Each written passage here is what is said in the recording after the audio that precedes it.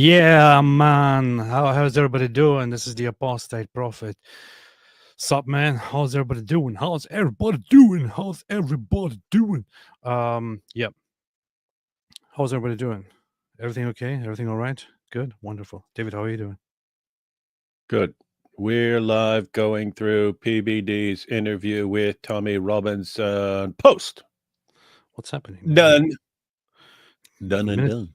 minute I go live, I see update, assessment, Israel, Iran, nuke something. Anyway, I don't care right now. Even if they're nuking things, is something happening right now? Why did I just receive an alert? I don't know. Even if they're just nuking something right now, I don't care. We have a live stream to run, so I don't care about nukes. All right, man. How's everybody doing? David, what's up? How you doing? Hey, what's up? Oh yeah, I just checked the news to see if anyone's nuking anything. I don't see anything about anyone nuking anything yet. The top article here is about the one survivor in that Air India crash. Crazy. Oh, yeah. Whole 1 person survived, right? 209, at least 290 people dead.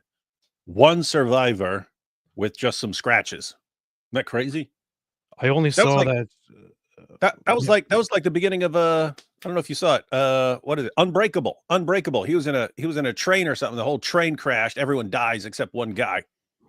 Really? Yeah, but he was like indestructible. Wait, what's happening? Breaking, urgent. Israel began striking Iran. What? Where? The heck? What's happening, man? Let's see this. Where are you seeing this breaking news? I see everywhere on Twitter, multiple many accounts. Israel began striking. Well, I'm on CNN and Fox, and I'm on CNN and Fox, and there's nothing. CNN is fake news, and Fox is even more fake news. Fake news. Let's see. I will Google it then. I will Google it. I'm not gonna give you Israel. You're fake news. What's happening, man? This is 6 hours ago, according to the New York Times. 6 hours ago, the New York Times posted that Trump acknowledges Israel could attack Iran soon. Wall Street Journal, 3 hours ago, said Israeli attack on Iran could come within days, U.S. and Israeli officials say. Washington Post, an hour ago, says Trump warns Israel could strike Iran. That's all. So all you've got to go on is Twitter. Because you're checking legacy news, which wait for updates on the planet. Because you're checking legacy news, which what the heck? Well, Elon Musk just commented on Sana Ibrahimi, ex-Muslim from Iran, on her. No, she commented just now, or actually earlier today. Some other guy named Daniel reposted a photo of her and said this. She was on my channel before. She was a guest on my channel. She talked about Iran and Islam and all that. Here, Daniel said, Iranian Houthis are rising up, historic moment. She said, just here to say F hijab and Sharia law altogether. And Elon Musk made a comment on this. What is Elon Musk doing, man? Elon Musk mixing into this conversation now. What's up, Elon? Funny. What's up, Elon? Very, very cool. Very cool. Anyway, yeah, I'm still getting flash news in here as we speak. Just checking it out. I don't really know yet. Don't really know what's happening, but we will probably update everybody on that. People will probably know more about it than I do. Israel has closed its airspace. More footage of strikes inside Iran. Breaking explosions in Iran right now. Israel is striking inside Iran. It comes directly from Aviva Klumpus. Aviva is a very reliable source who is directly close to the Israeli government, and who also was speechwriter for Israel at the UN in the past. I met her in Israel. She's fantastic, but she just started sharing the updates. I finally got a reliable news source. What's it say? Nicholas J. Fuentes says Israel is officially attacking Iran. They are trying to drag the United States into yet another one of their wars. Never forget who's responsible. Who's that, Nick? Israel has closed its airspace, breaking more footage of strikes inside Iran. Let's see. اینجا رو زدن، اینجا رو هم زدن، این لویزانم زدن، پشتم زدن، پشت لویزانم زدن. Huh. Well, I don't see any strikes. I only see smoke. Could be anything. Where there's smoke, there's Jewish strikes. There's Where a there's smoke, there's Jews. there's a mushroom, but could just be a mushroom, you know. Did this breaking from Syrian girl? Did Israel just nuke Iran? I only see a mushroom. And mushrooms could be used for anything, frankly. So Stop eating those mushrooms. Israel is striking inside Iran. This isn't a choice. It is a necessity. Iran has committed itself to arming Hamas, Hezbollah, and Houthis and every front that threatens Israeli lives. It has pushed its nuclear program to the brink and openly vowed to wipe Israel off the map. Say a prayer for the courageous soldiers who are out there in the night, bringing the fight to Iran so that Israeli families can finally live in peace. I'm not really... I don't really feel like amused and amazed and very happy about a front of war starting, but I also don't know to what extent this is being expanded right now. Maybe Israel is just taking out targets and will just let it pass. Prior to this, what Iran did was to strike Israel or to try and strike Israel and do striking back and all that and say, we have fulfilled our promises and reached our goals and have dealt the Zionists a big blow. And it's like one animal died or something like that. So that's usually what happened. And Israel did say for the longest time now that there are many targets inside Iran that need to be taken care of and that they are going to strike sometime in the future. So not sure if it's happening right now. Not sure to what extent this is happening right now. Normally, the Israeli accounts make updates as soon as it happens. I don't see anything from the IDF yet or from the Prime Minister's account or the Foreign Ministry yet. But maybe it will come once the operation is done. That's usually when it happens. What do you think this will entail, David? What's your expert assessment of the situation? Everyone's going to complain about Jews and Israel even more, even though it's what do you expect? You've got a nation, Iran, that regularly gathers tons of people screaming death to Israel, death to Israel, death to Israel, that has its tentacles in all kinds of other terrorist groups that keep attacking Israel, Hamas, Hezbollah, the Houthis, all these guys, all funded and controlled by Iran to one extent or another. And they say, hey, we're going to keep coming at you until we wipe you off the map. And oh, by the way, we really, really, really, really, really want some nuclear weapons. How much do you seriously need to put up with these guys? Like how much are you as a nation required to put up with these guys and not completely destroy their ability to destroy you? That's what an attack on a nuclear facilities strike is. It's I'm destroying your ability to destroy us, because it's not like the United States where you could drop 5, 10 nuclear bombs on the U.S. The United States is still going to be here. You can do massive damage, take out some cities and stuff like that, but the United States is still going to be here. Israel, tiny little place, would not take a lot of nuclear activity to completely wreck the entire place. So how much should these guys be required to just endlessly put up with the antics and shenanigans of a terrorist state hell-bent on wiping them out?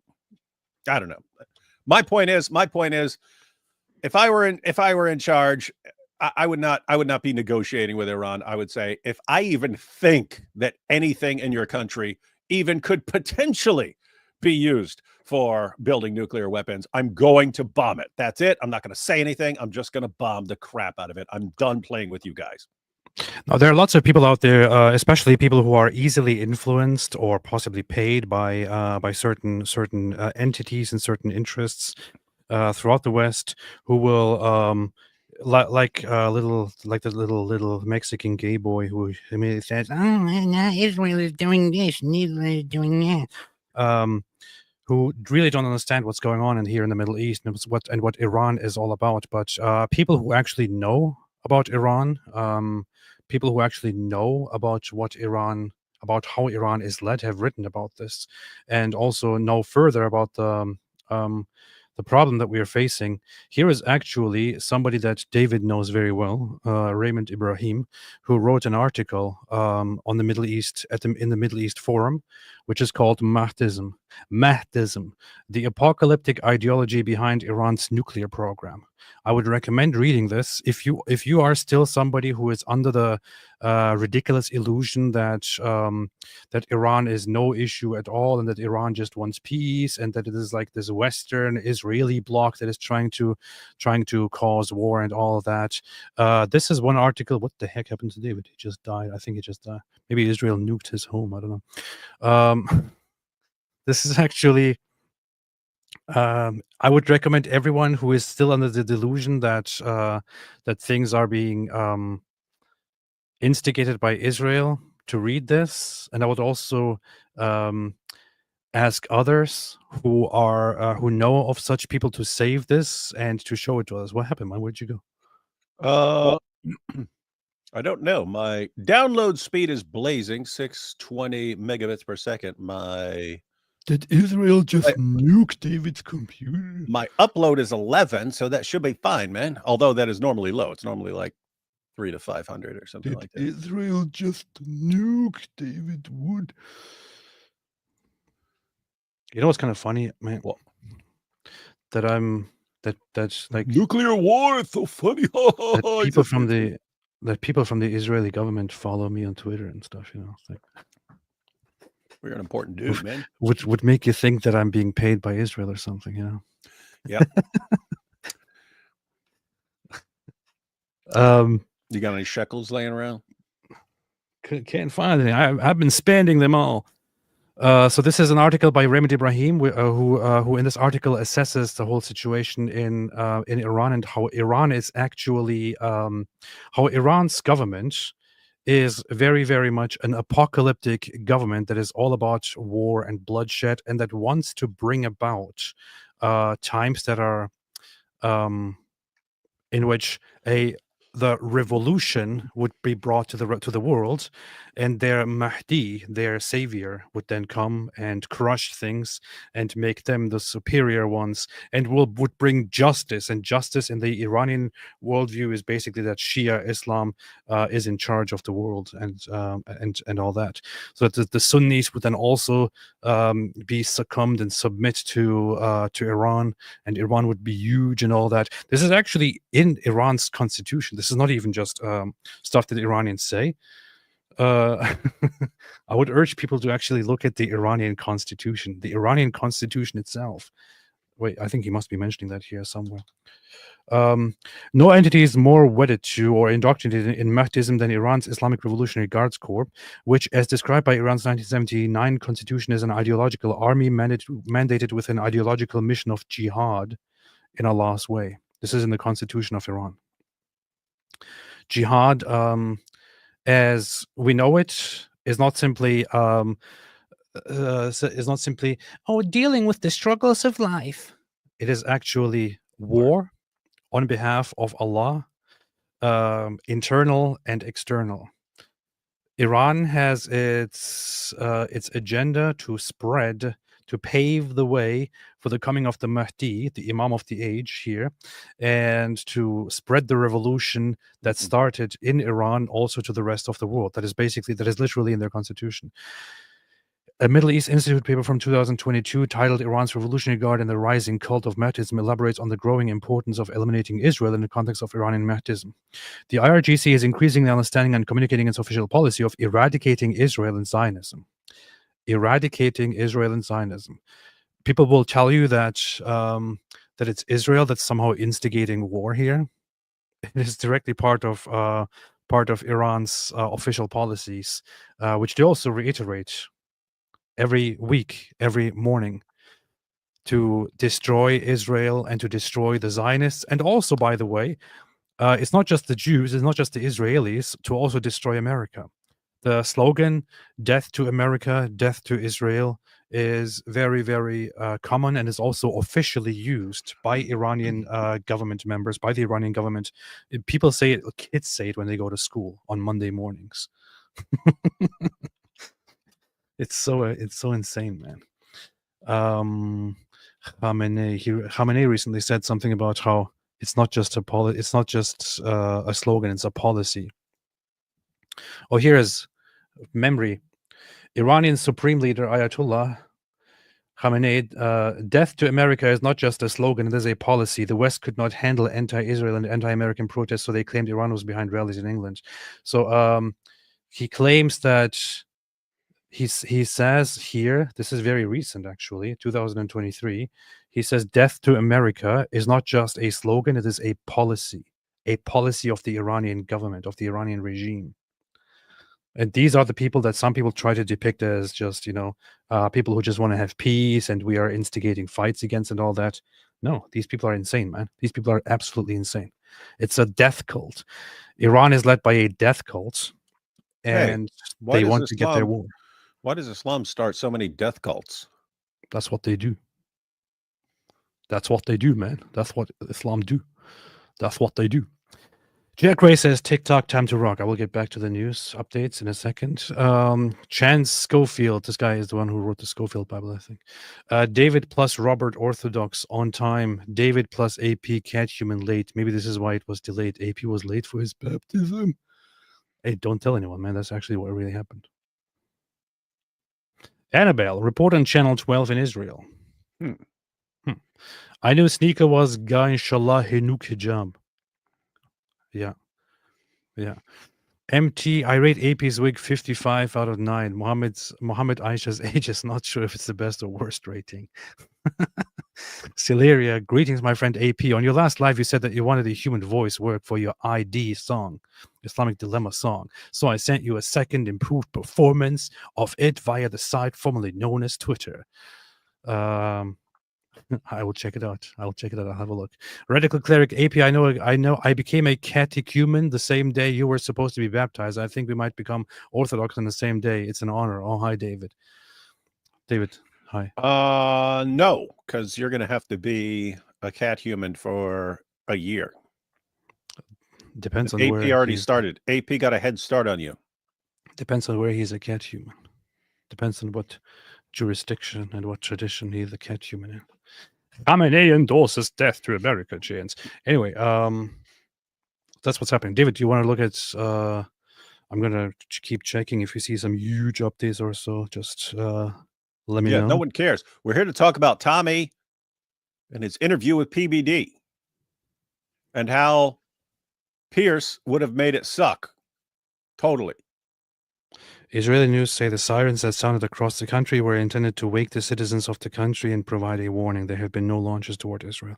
So apparently Israel issued nationwide sirens as they also fired at Iran. Nice. Ashma, anyone who takes Iran's side in this is a con-tarded, which is a new term I've coined for the specific use. It is conned and retarded together. Nice. The seal of the prophet said, to think that I was a few hours away from a flight to Rome, my thoughts are with the Iranian people, and I pray that they will liberate themselves. Powerful. Indeed, inshallah, soon. All right, let's talk about Tommy Robinson, man. Good interview, man. I normally would not sit through 2.5 hours of anything. I mean, what kind of losers post these 2, 3, 4 hour shows on YouTube, right? Not going to watch it. As far as like these long shows, I watch maybe like 3 or 4 of them a year that I actually get all the way through. Other times I'm looking for specific things and so on. I'll watch part of it. But this one actually watched all the way through. I mean, it was over 2 days. I watched it, watched 10 or 15 minutes at a time. It was 2 days long. Actually went through the entire thing. And I seriously don't know how any British person could sit through that and still not think that Tommy is the one who's on the right side here. Like, he's got all these people still complaining about it. It's like, where'd you get that? Where'd you get that? From the media and from politicians. We'll listen to what media and politicians are doing. Anyway, pretty crazy stuff. Maybe we'll get to it. Maybe we'll get to it someday. But the people are retarded. That's what they say.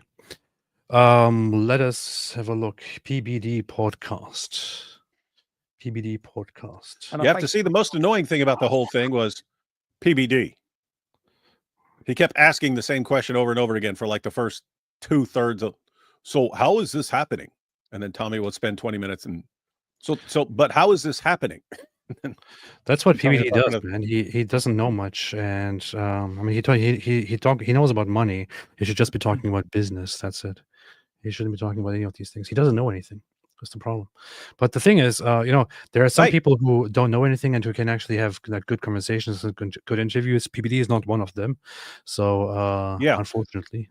This was not a good conversation. What was good, and to PBD's credit, what he was awesome at here is he just let Tommy keep talking, and here's the thing: when you let Tommy keep talking and explain everything, explain how he got started, what his concerns were, and so on, and what happened every step of the way, and what's happening right now, when you hear him explain it, it's like you have to think that the government and the media are just like completely sick and evil and in bed with the jihadis and so on. For votes, not because they're, oh yeah, we want Islam to take over. It's just, we need for our group to be in power, we have to do what these guys say, because we need these votes right here. And because of the political correctness, and we're all scared of being called Islamophobes and so on. But PBD, to his credit, let Tommy keep talking. And again, if you let Tommy actually explain everything, the evidence is massively one-sided in his favor. That's why when he goes on Pierce will not let him talk for 5 seconds. Pierce ain't gonna let him talk. He's gonna ask a question. So, how's all this happening, Tommy? Well, hang on. What about Israel? Well, hang on. God, it's freaking annoying. And the entire thing will be a big shouting match. I think Tommy will win because he's. Hang on. He's quicker. I'll let you talk. Hang on. He's actually quicker than Pierce. It's funny. Tommy, even though like they have contempt for him because he's like working class and so on, he is way quicker and, dare I say, smarter. May not be book smarter than a lot of these guys who went to Oxford and stuff like that, but Tommy's pretty sharp, man. Nice. And super quick. In fact, I tried speeding it up. I couldn't understand it because he's already going 90 miles an hour. All right, but hang on a minute. Hey, Robinson, how you doing, man? I'm good, thank you. It's good to finally do this, brother. Nice to meet you. And I know, yes, likewise as well. This is the first time we're meeting, and we looked at a lot of different locations to do it, but we're in Bahamas right now. So tell me, why Bahamas? Why are we here? Why here, not America? Yes. I was given an invite by 10 members of Congress to visit the United States to give a discussion on free speech in 2019. And when I went to the American Embassy in London, saw out my visa, 45 British MPs had wrote to them to block my entry. 45. That is 4 times as many British MPs who had ever spoke about the national rape scandal that had happened in our country. So our politicians were more interested in preventing my speech in the United States, because giving a warning to the United States, than they were about tackling the rape scandal. But I'm here. I do have a criminal history, which we can get onto. I do too. What's the problem there? Back in 2009, I faced a huge onslaught, and I also traveled to the United. Well, people with criminal history shouldn't talk about anything. So, hey, it is kind of it is interesting. Tommy can't come to the U.S. right now. I can't come to the U.K. I wanted to text him to invite him for a conversation, but I feel kind of embarrassed and bad about it, because the last time that I was supposed to do something, which was also the first time with Tommy Robinson, he invited me over to his rally in the UK, and he said we were going to go, and then we didn't go. come and I'll have you backstage, and we'll be at the rally. And I guess he wanted me to speak there as well to say a few words. And I was taking David with me, and we were supposed to go together, and then I had to cancel. It wasn't just that. We kept like putting off plans because we weren't sure what was going to happen. And then it was like a week ahead of time, or might have been like 4 or 5 days ahead of time. We're like, okay, so what are we going to do? It was like, I don't know. Is this kind of too late? And ticket prices were skyrocketing and stuff. Yeah. I mean, there was also a time where I was really not thrilled about going to London. I'm still not thrilled about going to London. If I I don't think I will ever be thrilled about going to London. Or No, it's a going to the crap hole, UK. man. It's a It's crap a horrible hole. place, man. It is the devil's anus. But no, if I had known I was not going to be allowed in the country in 2025, I would have definitely gone. I've been like, oh, this is my last chance to go to the UK. I would have totally gone. But I thought I had many more opportunities, and I figured Tommy would be putting together more of these things and so on, which he is. But I figured, we can always go to the next one, and then you can go to the next one. I cannot go to the next one. Hey, you should definitely go to the one he's got in September, man. Inshallah. The thing is, I think I'm trying to organize something with my Artusi right now, and if I do that, then I'll probably also do something with Tommy Robinson next month or so. I was supposed to be on my Artusi's channel, but then lots of things got in between. Anyway, so we're working on that. But the thing about London is, and I bet he's going to address this as well. But when I was there, I was kind of in between two thoughts. One of them was, wow, what a nice city. Look at all this, all the beautiful architecture and stuff. On the other hand, it was, what a horrible, horrible, horrible place. What's up with the demographics over here? And I'm sorry to say this, but Racist. it does say a lot about. I mean, London doesn't have to be this way, right? The UK doesn't have to be this way. You see how a city that was built by specific people has been completely turned into a different city, into a city that is completely populated by not those who build it, but those who benefit from it. Among those who benefit from it are lots of people who are now turning it into hell as well. So I don't know, man. I don't know. It's a pretty bad situation. United States in 2010. So I traveled there in 2009 for the first time. I started my activism in 2009, where I formed an organization which took to the streets in the UK. This is before the rise of social media. So we took to the streets in the UK because what I'd seen happening in my hometown and the problems I'd seen was the attack on free speech. When I was born in 1982, we had one mosque in Luton. We now have 45. White English are a minority. So I'd witnessed the problems that brings. And then I started an organization to try and highlight the problems that no one was able to speak about, and that the police weren't tackling, the government weren't tackling. PDL. From that moment on, I faced, in the first 6 months, I had 3 police raids. And I went to travel to the United States, 2009. I was detained at JFK Airport, and I was told by the Americans who detained me that the British had told them not to let me in. So I was deported. But I went back the next year. And when I went back the next year, I illegally entered the United States. Legally. I went back on a friend's passport. And I knew what I was doing was wrong when I went there, but I gave a speech. I got in. I gave a speech at an event in New York, and my speech was called A Warning to America. So when I'd done it, I thought I may end up in trouble in the United States here, but I felt that passionately that America needs to understand the problems that we've faced. I just wish that someone would have come to my country 30 years ago or 40 years ago and said, here's what's going to happen. That is a sentiment that the West needed, that the UK needed, but the UK never had. There are very few people who still have it and who at least want to do something about it, which is why I respect Tommy Robinson. Now, we might have disagreements over different issues. I don't care. I consider this guy brave and fantastic in what he's doing. I don't care about our disagreements in other ways. He's doing something crucial, doing something that other Europeans have failed to do for so long, which is to speak up, or to at least warn others of the failures of Europeans in the face of Islam and Islamization. Yeah, I respect this a lot about him. Anything you want to say about this, David? No, I'm agreeing, and I'm thinking when you were saying, you may disagree with Tommy on things and so on. Over the years I have too. As far as this interview, like what could anyone disagree with in this entire 2.5 hours? Here's one of the photos from Iran as we speak. Are those the boobas? Yeah. Look, This seems like some a boobas on that building.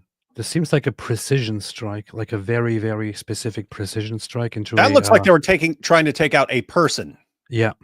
The news that are coming in currently is that Israel is striking multiple Iranian military intelligence and government targets. So it's not like a blanket bombing. It is carrying out precision strikes against IRGC members and all that. Huh. Interesting.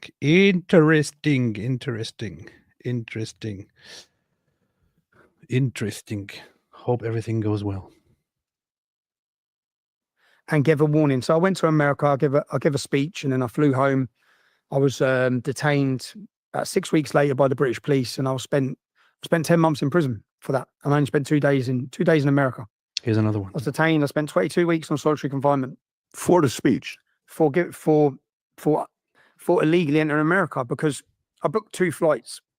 But isn't that a crime for the US, not for the UK? The US were not interested. I read all the documentation. They didn't care. But what the UK done is remanded me in prison. So from when they arrested me, they put me straight in prison and I wasn't allowed bail. They said I was a flight risk because of the passport incident. So then by the time I got to court, which was 3.5 months later, they said, if you plead not guilty, you're going to sit here for another 6 months to 9 months, waiting trial. If you plead guilty, you've got a chance of getting out. So I pled guilty and they let me out 8 weeks later. 8 weeks later. So it's interesting you're saying this because for me, when I talk to friends or guys about Tommy Robinson, it's a very interesting reaction that we get. In the morning, we're sitting here, literally an hour and a half prior to this. Me and Rob are out there kind of going through, finalizing the notes. And I see this fellow with his wife to our left. He keeps going like this to me. There's nobody over there, man. Where are you pointing? Looking at me. And you can tell he's Middle Eastern, maybe Indian, but I don't know yet. But he's paying attention to what we're talking about. We're watching videos and we're going through a couple things.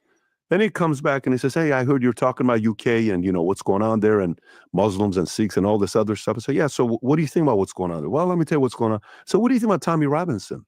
I says, ooh, Tommy Robinson. I says, yeah, what do you think about it?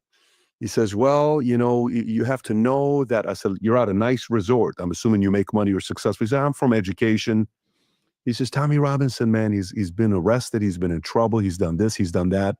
But a lot of my friends who couldn't stand him 20 years ago are now siding with him. I said, really? He says, a lot of people are agreeing with him now. I said, why are they agreeing with him? He says, well, I used to live in London. Now I'm out. I saw what was. This is the first time that PBD actually said something good. So, yeah, seems like it. This and for the rest of the entire interview, just going to say, but how is this happening? But how is this happening? And then, but how is this happening? And then towards the end, he starts saying how the cell phone is the ultimate enemy of all these people who are trying to control us. Because before that, they could control the information that everyone had access to, and now they don't. People have instant access to information wherever they are, and so they're losing their minds, not being able to control everyone. Did he mention Andrew Tate in this whole interview? Yeah, and interestingly, Andrew Tate and Sneeko, but that was Tommy, and Tommy was calling him out, suggesting that they're getting paid by Qatar to be these fake converts because that's all the Qataris care about is getting social media influencers now.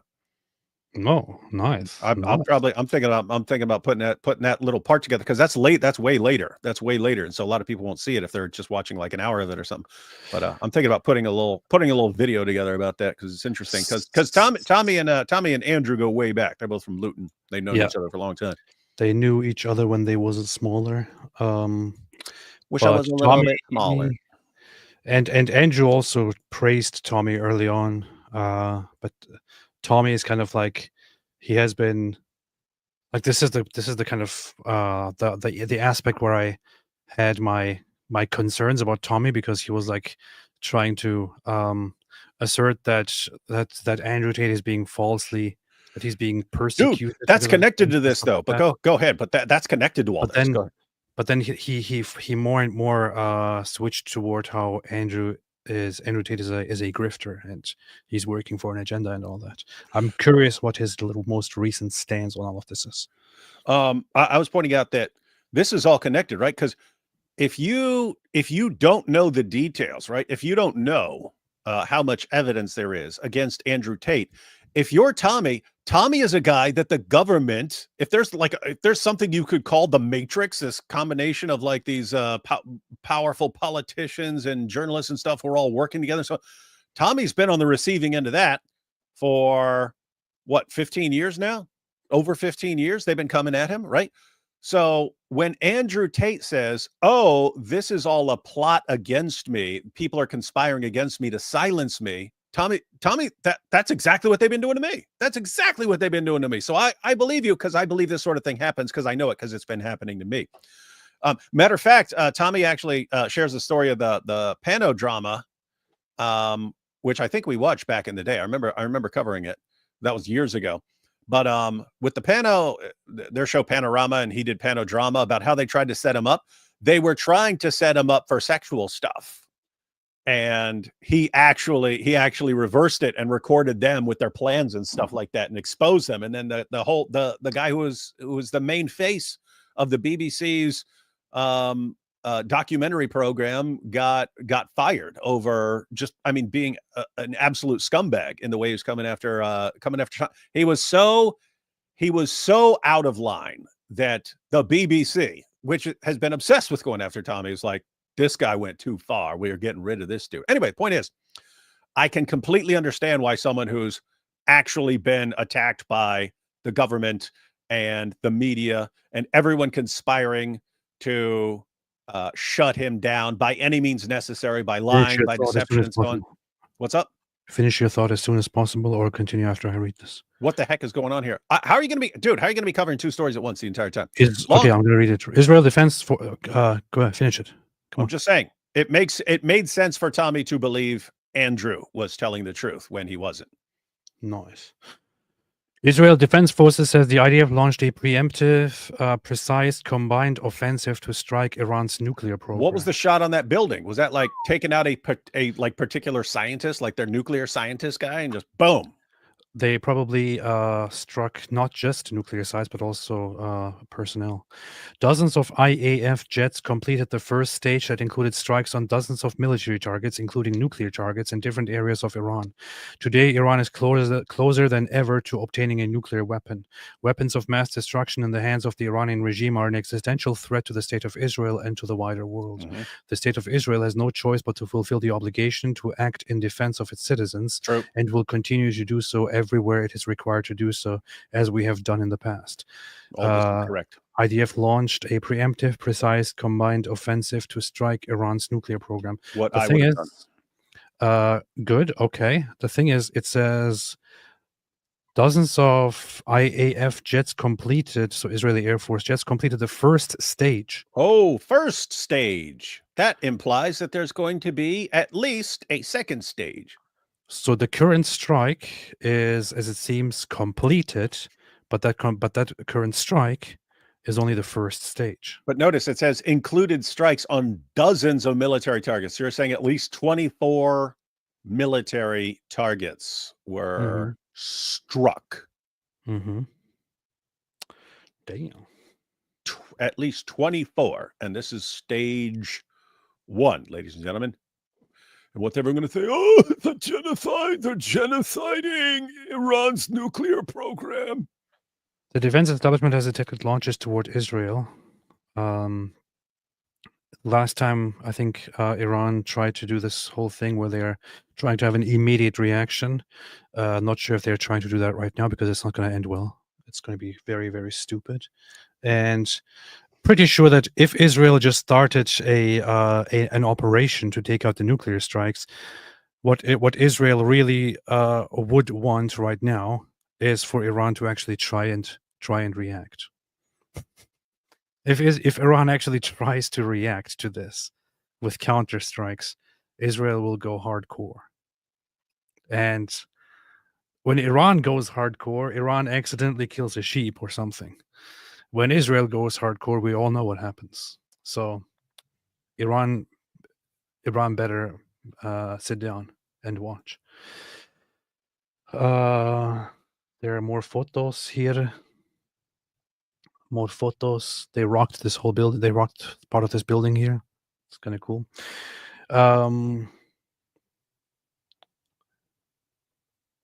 What is this?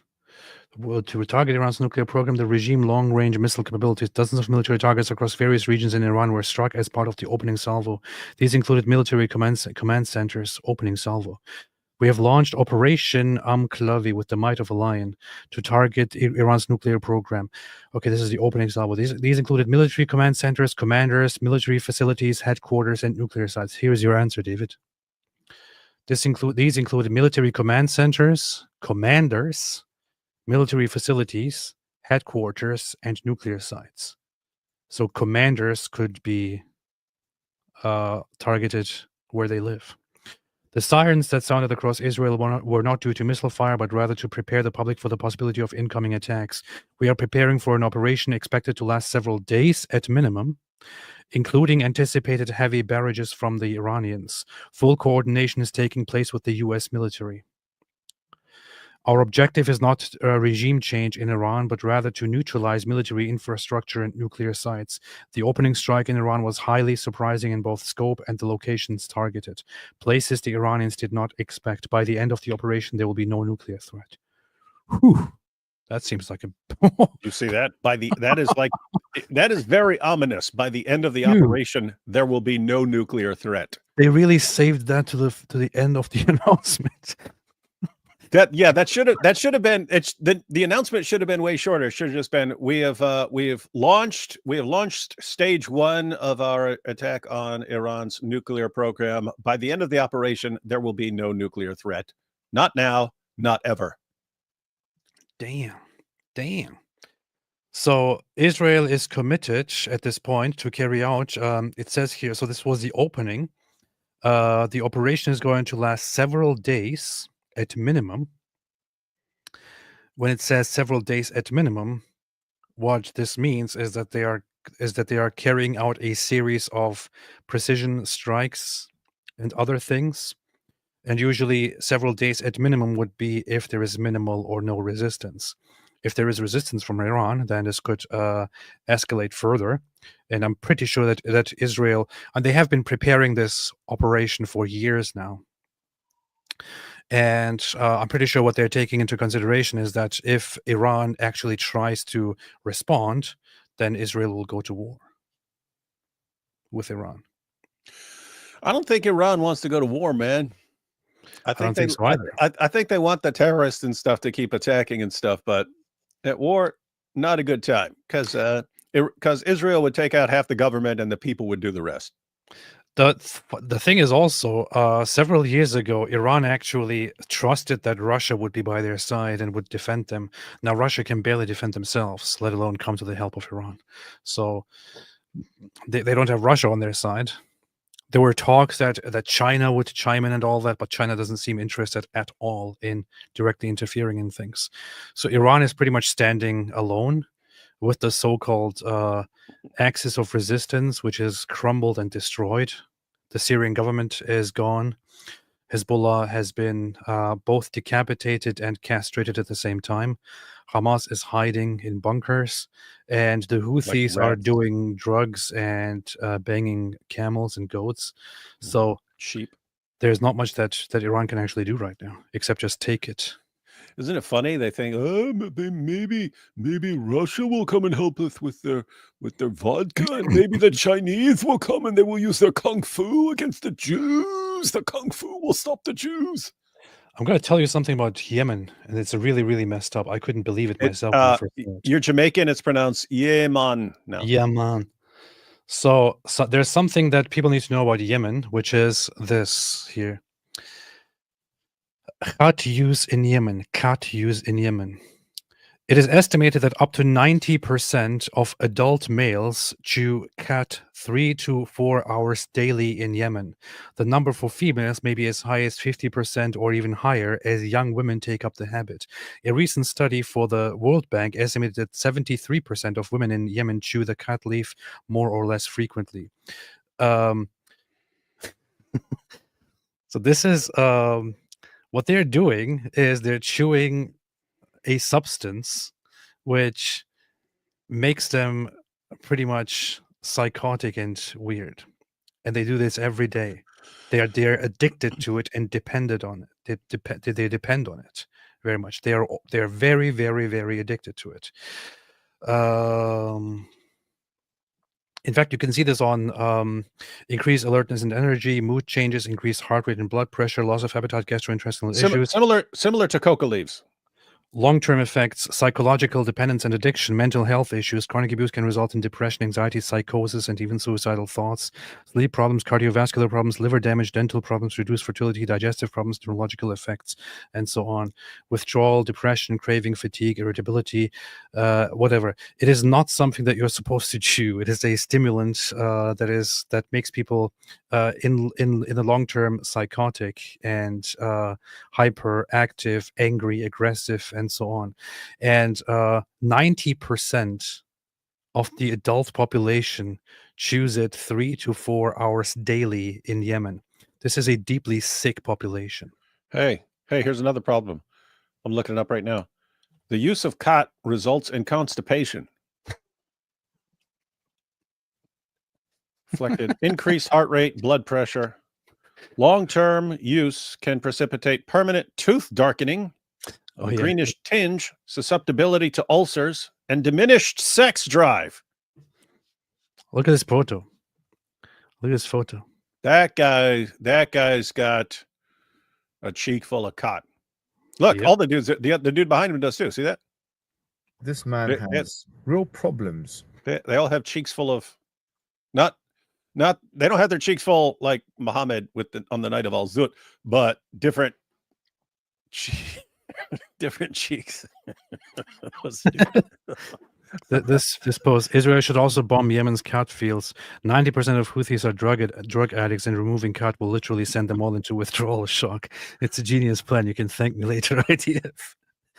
No, it's actually correct because they're all addicted to it, right? It's a stimulant, guys. It's a stimulant. Yeah. It's a stimulant. It's like extremely strong coffee. It's a more powerful stimulant. It's not as powerful as cocaine, but it's more powerful than coffee.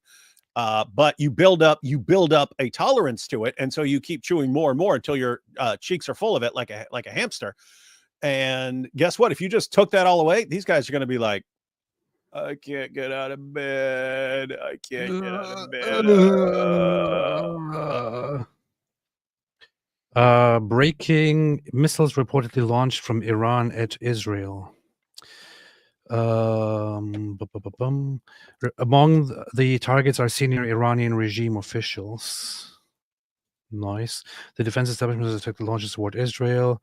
Israel confirms that they have targeted nuclear facilities inside Iran. Reports of a new wave of jets entering Iraqi airspace soon, Iran, and so on. I don't know, lots of stuff happening right now as we speak. Updates are coming in, but I want to return to Mr. Tommy Robinson. Psychotic episode can result, resembling a hypomanic state. Oh, interesting. That would be good in battle, man. Yeah. But the people. But yeah, so that's one of Iran's only allies in the region. Going on at Sheffield. Is it Sheffield? What did he call the Schofield or Sheffield, one of the cities? Schofield. There is a city called Sheffield. Then that's the Bible. I actually talk about Schofield. Where he's from. He says Sheffield. He says, you know, when I lived there, it was something else 20 years ago versus what it is today. So we know when we watch you what you're against. People call you racist. People call you Islamophobic. I said, what would you ask him? He says, ask him if he's racist or not. I said, he's been asked that many times, right? So I'd like to know, for a lot of people that maybe don't know your story. I've watched the documentary. I've seen your content over the years. I've seen you back and forth with peers from 10 years ago to now to all the stuff you got going on. By the way, this is the author of the Schofield Bible. This is Michael Scofield. He's the author of the Scofield Bible, and he wrote it all in prison. Yeah.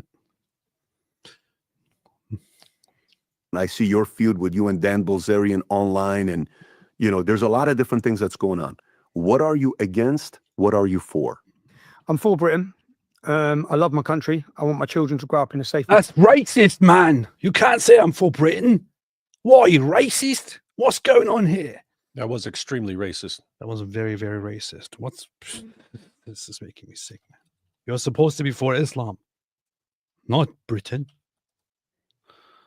Prosperous Britain, and there is no one like the gentleman you spoke to.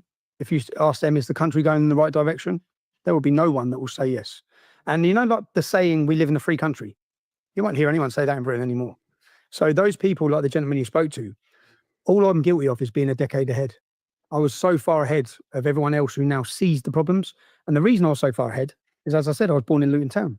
I've watched the change. I've seen it firsthand. And when I grew up, you have to understand, Luton is a multicultural town. And if you line up my friends and you took 20 of us, we're all sons of immigrants. My mother was an Irish immigrant. My friends are St. Lucian, Bulgarian, Italian, Jamaican. We're all sons of immigrants. But growing up in that town gives me, so many other communities get blamed for the problem of immigration that we're seeing in the UK. And I take a lot of flack from this from all sides. So David Cameron come out and said multiculturalism's failed when he was Prime Minister of Great Britain. Angela Merkel said multiculturalism's failed. For me, I think that's weak and it's cowardice, because Islam has failed. Sikhs haven't failed. The Jews haven't failed. The Hindus haven't failed. In fact, no other communities have failed to integrate and assimilate into Great Britain. It's worked. And my hometown, and I can only speak by experience, is a perfect example of that. So any journalist... This is a very, very good point. That's an extremely good point, ladies and gentlemen. It is a very, very good point. So in response to the question, are you a racist? The explanation here is very, very, very clear and very simple. There is a stance that you need to take against a certain trend that is happening in Europe, and that stance is not just you could approach this from you could be a coward, or you could be extremely hateful, or whatever it is. You could go into two different directions and make that same mistake. You could either say, no, this is about colors, it's about skin colors, it's about all of them, nobody should be here. That could be like the very hateful perspective, the very anti-immigration perspective. Or you could go into the different direction and say, no, we have to welcome everybody, but multiculturalism has failed and we have to approach it differently. You could go into that direction. So that there are two different ways to go into it. Both are completely horribly mistaken. There's one correct way here. And the correct way is that Islam is the problem. It's not all the other cultures that have failed. It's not the races. It's not the races. It's not the races. It's not the skin color. It's not all the cultures that mix into this pot and then poison it and make it all messed up. It is one specific religion, one specific culture that does it. It is Islam. If you don't point at it, if you want to distract with other ridiculous nonsense, you will not fix the problem. We have to address the problem. It is Islam. It's not other cultures. It's not race. What were you going to say about it, David? Nothing.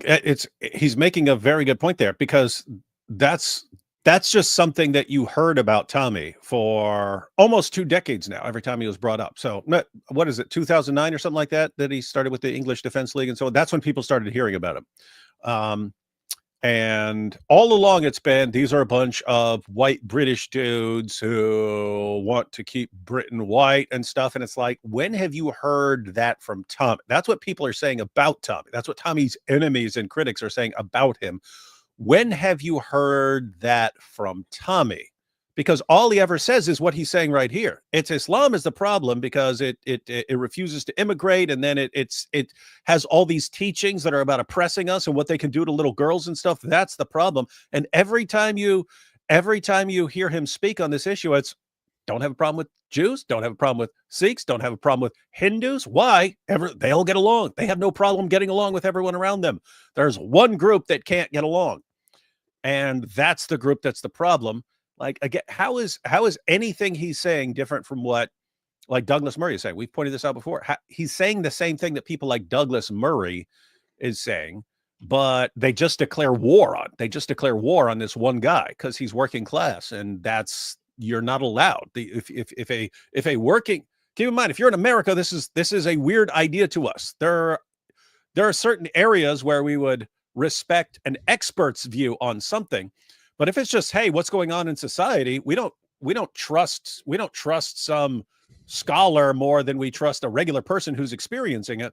In the UK, it's just understood. If you're working class, you shut up. You shut up when the educated people are speaking. You shut up. You keep your mouth shut. You go, you do your job, and you shut up. We are the ones who get to talk about all this, and they just lose their minds over it.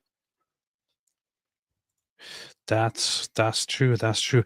And there are those who distract us from this point, from what's important here. And I'm not sure what they are motivated by sometimes, but you have them. They appear in our comment sections. They appear on social media. They appear on TV. Who on social media who say dumb stuff like, "Oh, but why don't you talk about this group? Why don't you talk about that group? Why don't you talk about this race and that race? Why don't you talk about the Jews?" All of these are distractions that I don't care why they do it. I don't care where they come from, but what they do is they serve the very ones that want to subjugate Western nations, want to undermine Western values, want to change the West into their playground. That's what these people are doing. I don't care what you are motivated by. If you come here and you distract from the actual topic, you are serving an agenda, whether you are doing it knowingly or unknowingly. Satan. You're serving an agenda. That's what you're doing. That's what you're doing. The most important thing, by far, the most important thing, demographically speaking, is, as we speak, the issue of Islam and the rise of it in the West. Nothing else is remotely as important as that. Nothing else. I repeat, nothing else is remotely as important as that. So you're saying there are several things that are significantly more important than this? Nothing else. Nothing. Let me see. Prime Minister Netanyahu. Prime Minister Netanyahu. Prime Minister Netanyahu. All right. We have to interrupt our show to watch a speech by Netanyahu. I don't know why I'm doing a Russian thing, but yeah, let's go. Let's do it. Moments ago, Israel launched Operation Rising Lion, a targeted military operation to roll back the Iranian threat to Israel's very survival. This operation will continue for as many days as it takes to remove this threat. For decades, the tyrants of Tehran have brazenly, openly called for Israel's destruction. Tyrants of Tehran. They backed up their genocidal rhetoric with a program to develop nuclear weapons. In recent years, Iran has produced enough highly enriched uranium for 9 atom bombs. 9. In recent months, Iran has taken steps that it has never taken before, steps to weaponize this enriched uranium. And if not stopped, Iran could produce a nuclear weapon in a very short time. It could be a year, it could be within a few months, less than a year. This is a clear and present danger to Israel's very survival. 80 years ago, the Jewish people were the victims of a Holocaust perpetrated by the Nazi regime. Today, the Jewish state refuses to be a victim of a nuclear Holocaust perpetrated by the Iranian regime. Now, as Prime Minister, I've made it clear time and again, Israel will never allow those who call for our annihilation to develop the means to achieve that goal. Tonight, Israel backs those words with action. We struck at the heart of Iran's nuclear enrichment program. We struck at the heart of Iran's nuclear weaponization program. We targeted Iran's main enrichment facility in Natanz.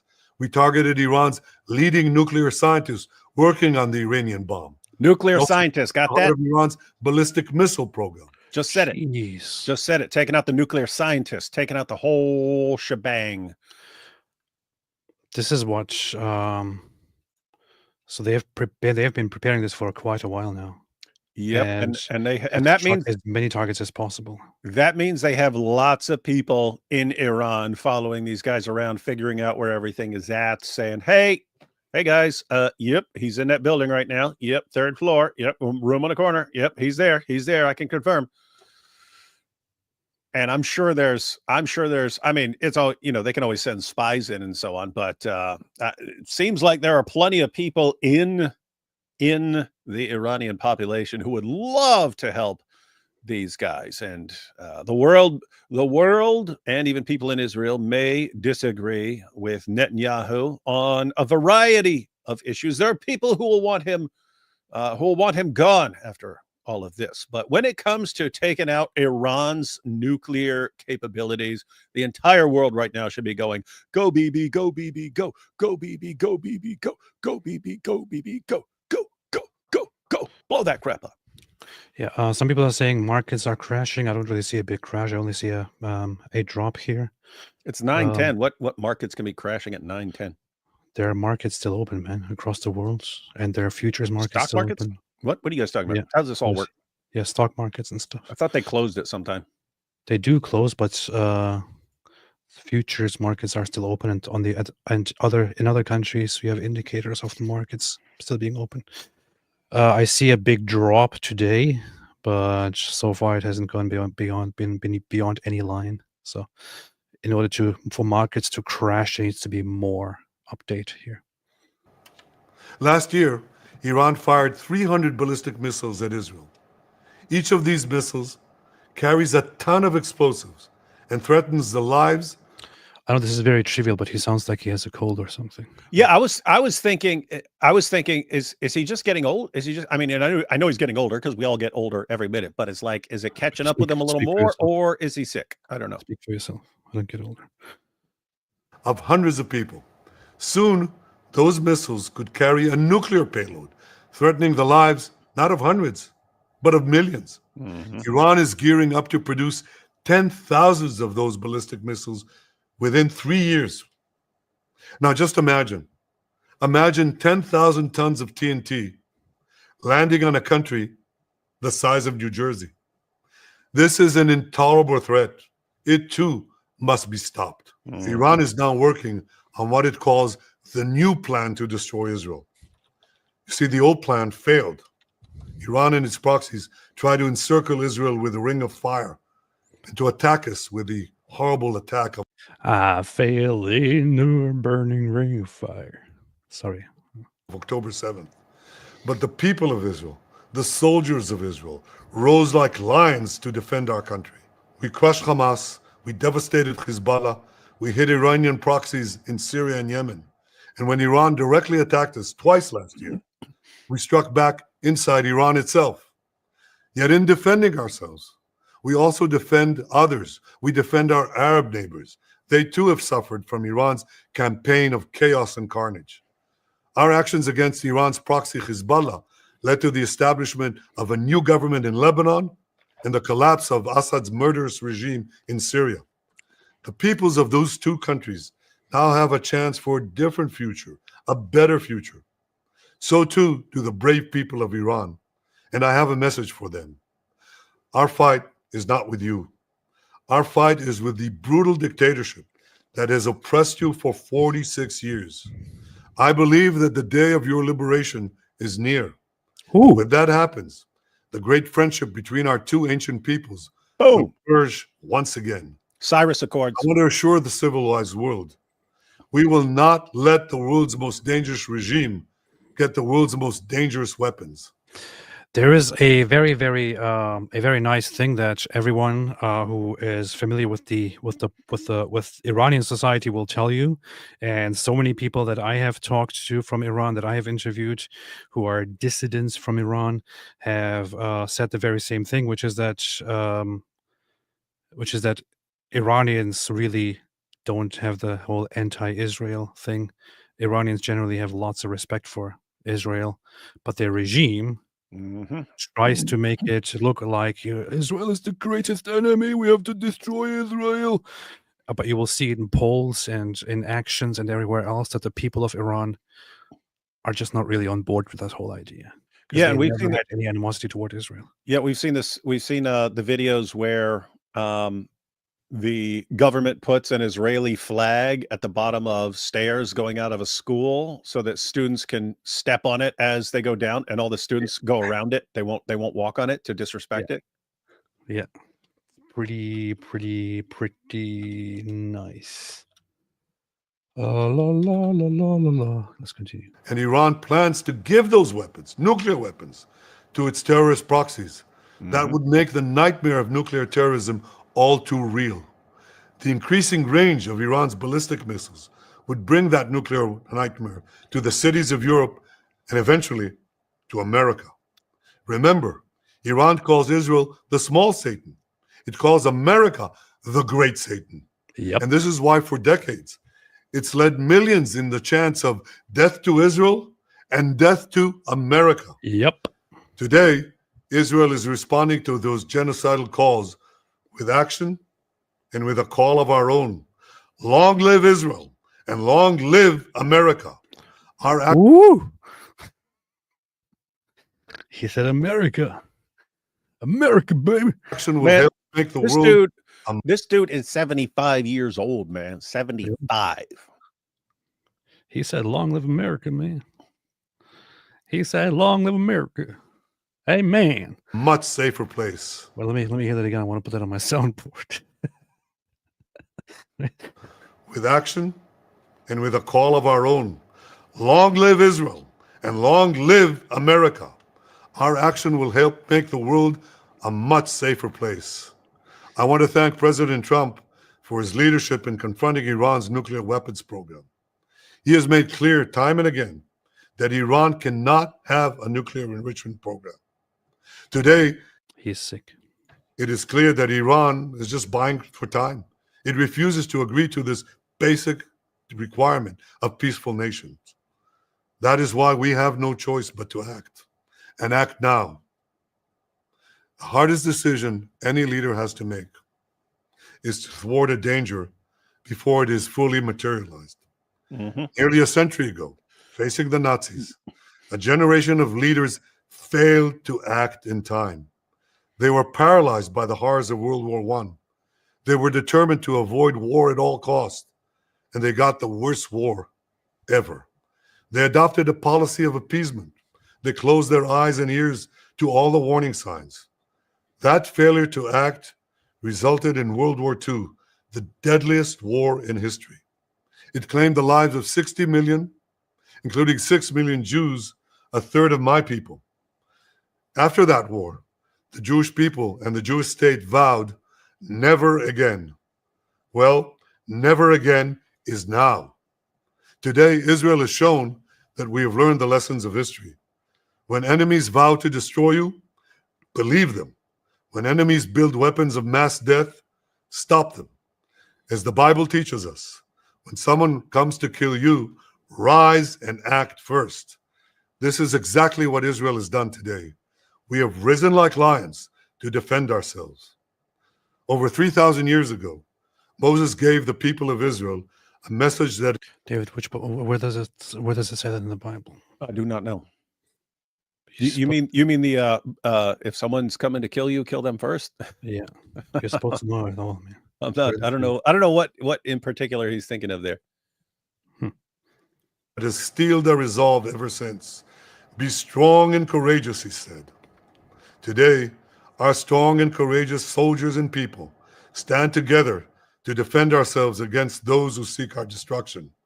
And by defending ourselves, we defend many others, and we roll back a murderous tyranny. Generations from now, history will record that our generation stood its ground, acted in time, and secured our common future. May God bless Israel. May God bless the forces of civilization everywhere. Thank you. Interesting. Not the worst speech I've heard. So, David, what are your thoughts? Pretty based. You think so? What sucks is, I mean, in a sane world, it would be okay. You have an entire regime that is literally a death cult that has their hands. Nope, their tentacles, like a giant demonic octopus. They have their tentacles in all these different terrorist groups trying to bring about the end of the world, and they're trying to get nuclear weapons. What do you do? In any sane world, it would be, well, at the very least, at the bare minimum, stop them from getting nuclear weapons. You can make a case for just going in there and crushing the entire government. You can make that case very easily and so on like that. But at the very, very least, you can't let these guys get any close to having a nuclear weapon. And so in a sane world, this would be straightforward, common sense. What he's doing, right, that's bare minimum. That's not like, oh, he's gone too far. This is like the bare minimum for what a responsible leader would have to do.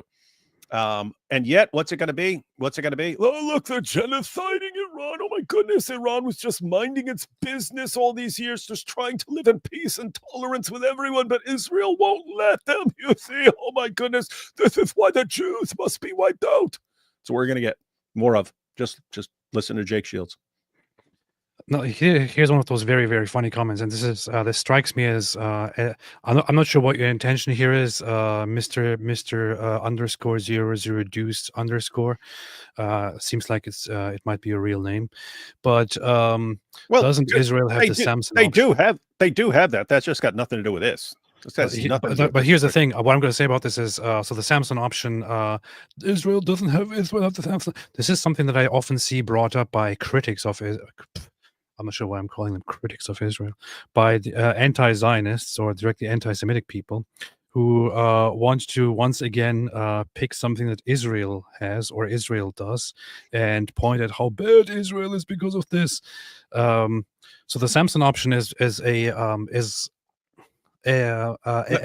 deterrent option, a deterrent policy, military policy, or nuclear policy that is in order to deter certain forces or other nations from trying to go to an all-out war with Israel.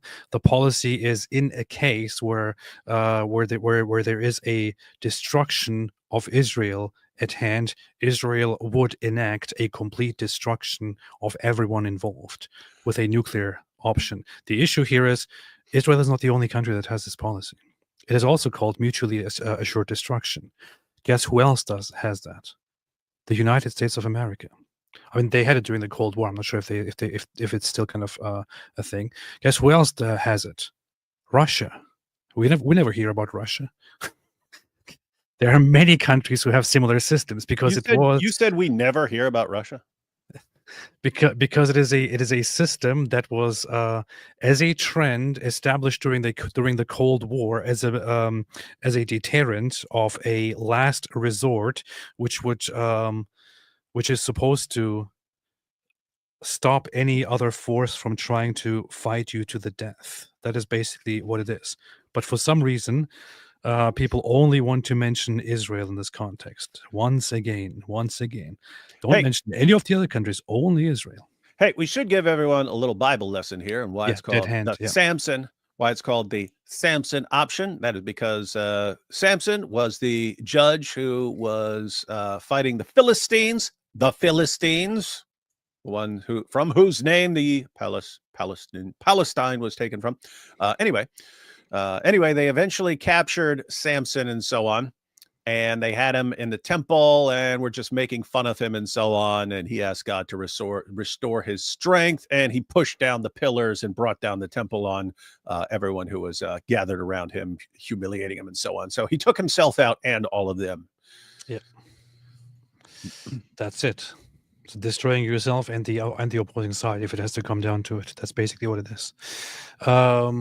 A statement from IDF spokesperson BGFE Defrin on the preemptive Israeli strike. Okay, I'm just going to listen to this one here for a minute. This is only a minute long. Let me see what he says.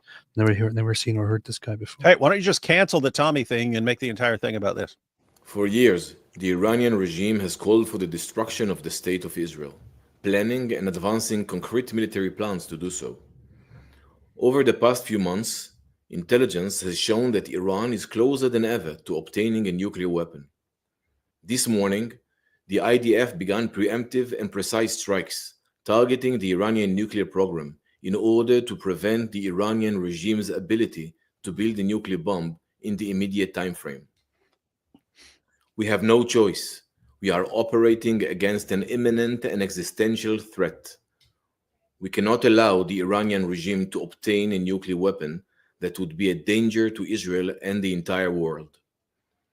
This operation is for our right to exist here, for our future, and for our children's future. The State of Israel has the right and the obligation to operate in order to protect its people and will continue to do so. The IDF conducted significant preparations for this operation. We are well prepared both in defense and offense to defend ourselves. The IDF will continue to defend the State of Israel. All right, so that's what's happening right now. And we'll see where this goes. Let's take a few super chats. Abu Bakr al-Puff Daddy said, what are Gulf Arabs and Saudi attitudes toward Iran? Nobody likes Iran in the Middle East. That's the quick answer. Yeah, they're mortal enemies. They're mortal enemies with the Sunni nations around them. In fact, that was one of the big factors in the timing of the October 7th attacks was that various Gulf nations were planning to normalize relations with Israel, in which case Iran's goal of wiping out Israel would have been, it'd be gone. It'd be gone. Like, you're not going to, people would be friendly with Israel. Sunni Muslims, who are the vast majority, would be on friendly terms with Israel. So what do? Tell your people you got to launch an attack now. Then Israel retaliates, and then look what the Jews are doing. See, this is why you can never get along with the Jews. No, Iran knows it. Iran knows it. Iran knows that they're outnumbered, outgunned, out everything, and that's why they were trying to stop. Hey, the most important thing we all need to talk about is actually this here. Was Anne Frank lesbian or bisexual? Her diary certainly proves she was attracted to girls. Pink news. Very important stuff about very, a little girl. Very important topic about a little child. Mm-hmm. Thank you for. Definitely need that during Pride Month. But the real question during Pride Month was Muhammad gay or bisexual? Which one was it? Let's examine the story of Al-Zut to find out. Man. So Joseph Sneeko actually lives with Yi, whatever his name now. What? Lives with Yi, whatever his name now. Does he live with him? He probably does. That makes a lot of sense. I heard that so didn't Kanye admit recently that he was kind of bisexual because he was molested or something? I don't know. I wasn't paying very close attention, but I saw everyone making fun of him over something he said. So about that, something with his cousin, doing something with his cousin. My mom was actually the one who told me about the plane crash. My heart goes out to those affected by it. Also, nice hair, AP. And hi, David says your favorite maid. Thank you, appreciate that. Hey, check out the next one. What? Check out the next one, man. Wait, just a second. India plane crash. How many people died? 200 and something. Yeah, can you imagine, like, one guy right in the middle of it? He comes out and he's just got some scratches. Cam, PBD. Hey, Tommy, how you feeling about Sneeko? Tommy, he's not Muslim because he's gay. Sneeko does look like Dia, inshallah. That's what Tommy said. Like, well, he's gay. Really? Yeah. You didn't see all of it? No. Oh yeah. So people like, what about Sneeko? He's like, well, we're gay, isn't it? I was like, what? He's like, yeah. He said he's wondering if he's gay, and if you're wondering if you're gay, then you're gay, isn't it? Man, this is really bad. Air India Flight 171, a crash into a building after takeoff under investigation, 269 fatalities. One survivor. It's insane, man. One survivor who got up and started walking away. How does that even happen? That's what's crazy, man. Everyone just instantly dead, and one guy just got some scratches on him. Who is your favorite character? That's exactly what happened at the beginning of Unbreakable. The guy was this huge train crash. Everyone dies except one guy who just walks away. Well, it's a movie. Now it happened. Philippi says, who is your favorite character from the Islamic texts? Mine was Abu Lahab, but found out he had a sex slave, so now it's Zainab bint al-Harith.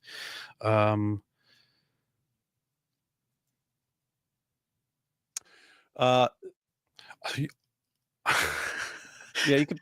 Well, it sounds really bad when I say it like this, but just putting the morality of the Islamic Satan, of the Islamic Shaitan into perspective, he actually kind of seems to be my favorite character in the whole, in Islam, because he's actually the good guy in the whole Islamic story. Yeah, he's the one who saves. He's the one who saves all of us.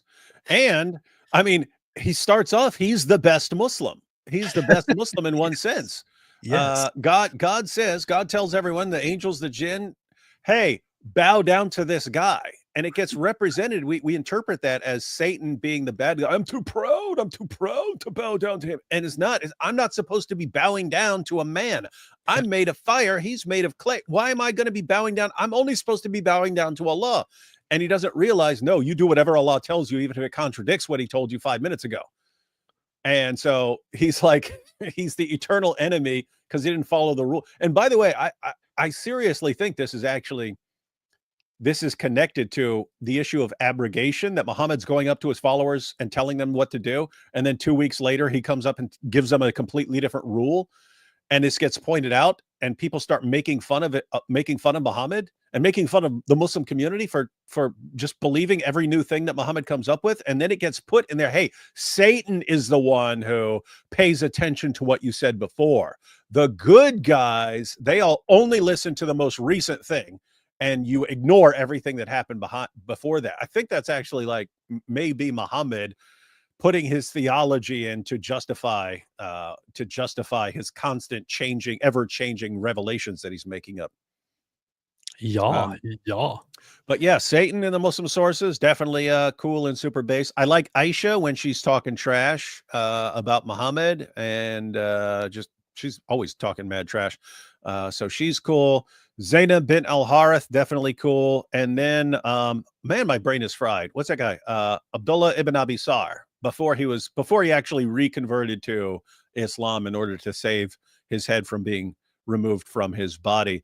But that dude was talking trash. So this guy was he had converted to Islam. He was one of Muhammad's scribes. Then he started changing the Quran, and Muhammad let him because he was better than Muhammad was at coming up with this stuff. And then he left Islam. He's like, there's no way this guy's a prophet. And he just kept making fun of Muhammad.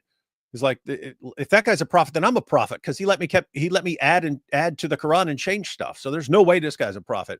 So he went around talking mad trash about Muhammad. So that guy was cool. I'm sure if we thought about it, we could think of a couple other guys in the sources who are super based. What David just mentioned here, so I thought about this so much, and I kind of thought, I just don't get it, man. Like, when I was a Muslim, 1850. This is also mentioned in a different part of the Quran. Also, a matter that comes up to argue that the Quran has contradictions, because here he refers to, so the Quran says, and mention when we said to the angels, prostrate to Adam, and they prostrated except for Iblis. So Iblis is Satan in Islam. There's a theory that it actually comes from the Greek diabolos, but that's just one of the theories. He was of the jinn and departed from the command of his Lord. Then will you take him and his descendants as allies other than me, while they're enemies to you? So Allah creates Adam and tells the angels to prostrate to Adam, and all the angels prostrate except for Satan here in this case. And I always thought, whenever I heard this story, I thought to myself, this is weird. Why is he the bad guy in this situation? Guys, think about that. So I think that's what I would have. I would think, okay, I think this is a test. I'm not supposed to prostrate to a created That's being. what I mean. And Allah's known for like testing his creation and so on. So I mean, just imagine, this would be like walking up and, because people don't, the story's familiar to people who study Islam. And I mean, just imagine that Allah walks up and he says, hey, bow down to that idol over there. There's an idol over there. Bow down to it.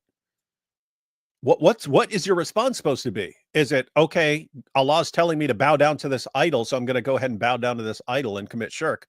Or is the appropriate response, nice try, Allah, there's no way I'm bowing down. I only bow down to you, buddy. I only bow down to you. What are you supposed to do?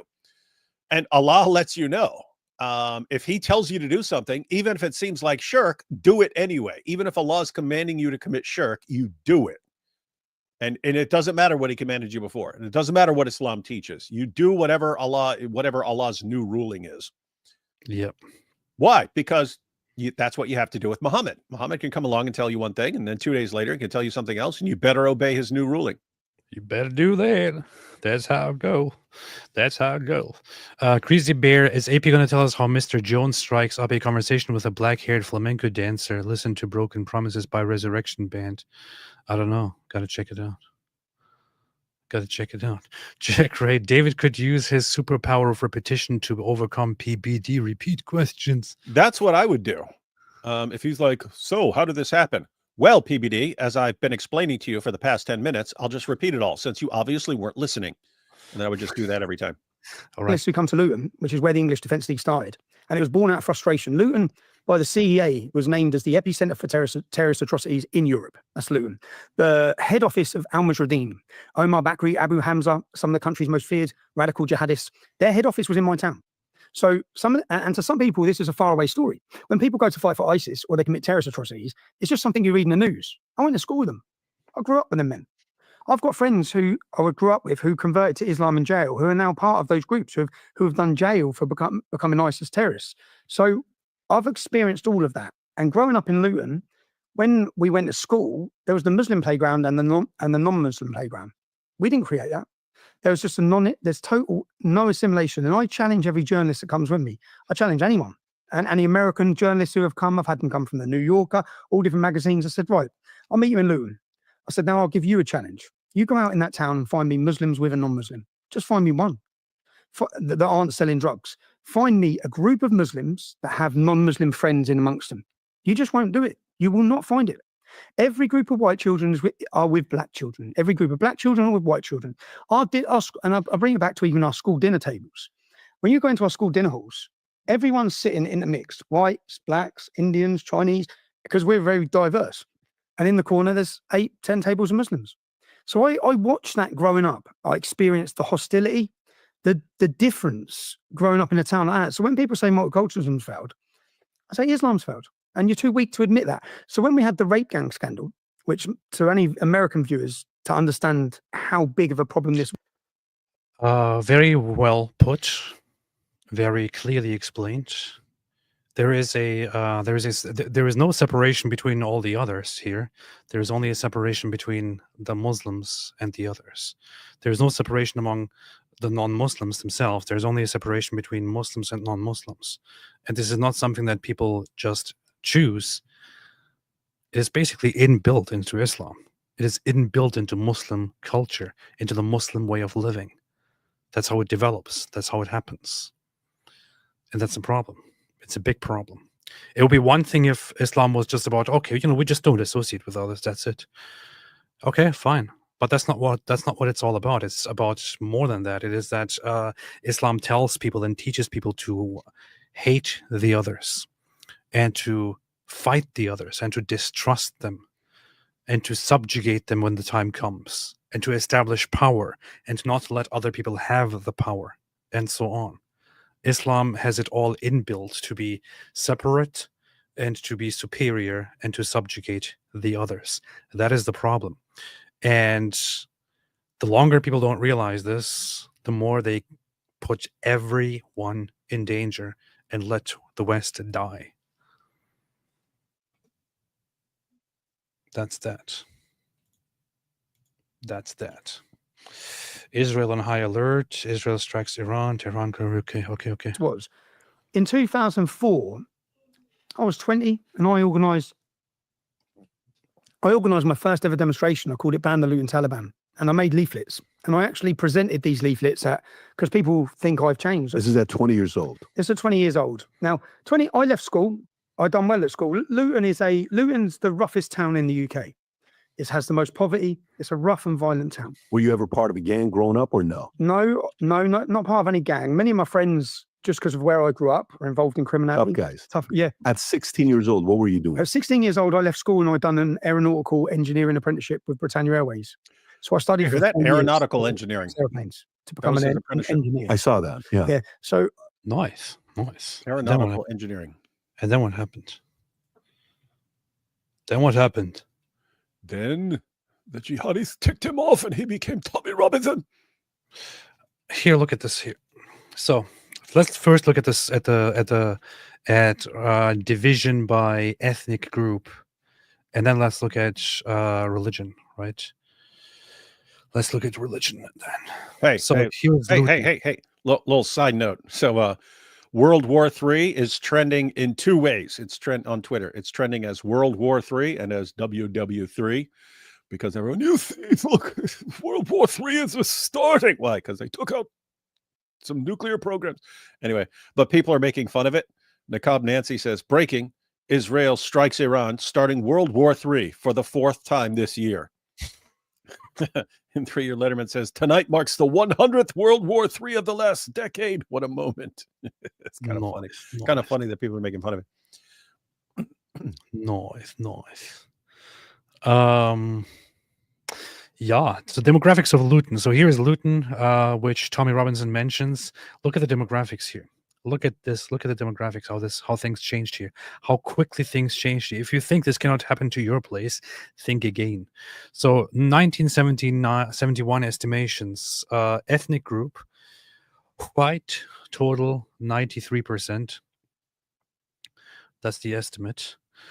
For the others, there is no proper estimate there. Now look at 2021, white, total 45%. It fell in 50 years from 93% to 45%. While Asian or Asian British or other is at 37%, Black or Black British is 10%, mixed total 4.3, and so on. So that's one aspect, okay? But here's what's really messed up. 2001 religion. Christianity or Christian, 59%, 59.65%. Muslim, 14.62%. In only 20 years, in 2021, Christian, 37.87%. Muslim, 32.94%. More than doubled the percentage. Look at this brutality. And if you look at the numbers, it basically tripled. The population has gone up, so the percentage more than doubled, but the actual population of Muslims went from 26,000 to 74,000, which is basically triple. Yeah. This is what happens. This is the Luton that he describes where he grew up. Imagine him growing up. Things are very different from how it was when he was a teenager. The way it is now. Very, very messed up. Unrecognizable. Imagine you use a time machine, which obviously exists, as everybody knows, and traveled forward in the 90s, like 30 years forward. The same city would become completely unrecognizable in terms of demographics and all that. It's really messed up, man. And people just let this happen. Yeah, and not only do they let it happen, it's you're evil if you say one word about it, if you bring it up as a problem. No, look, the Jews are the real problems. Look at that. 0.29% to 0.1%. Why did they get out of here? You see? So the Jewish population, shocker, the Jewish population was halved. Yeah. Was halved. NEV. So I did that. I done well. I didn't try at school. But I naturally done well. I got an A in maths. I got 5 Bs, 5 Cs, and GCSEs. But I never tried. Were you always in trouble in high school or no? Trouble as in I was a Jack the Lad. Were you arrested? Would you? No, never arrested. No, never arrested. Nothing like that. No. Fights, altercations. There was fights and altercations.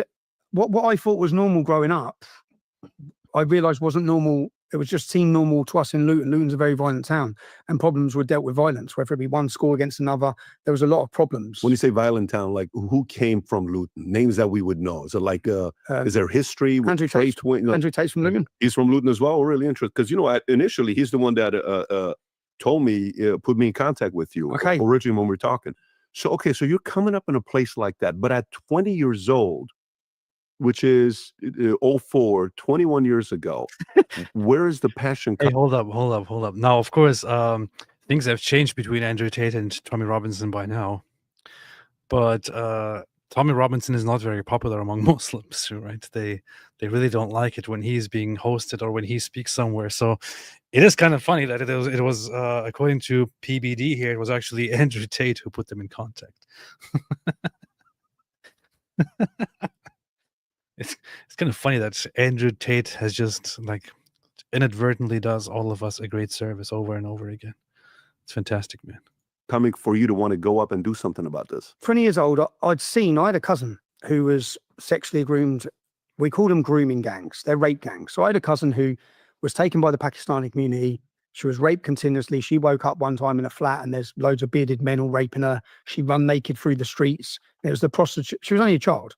And there was the prostitutes that then rang her dad. Her dad's gone to get her.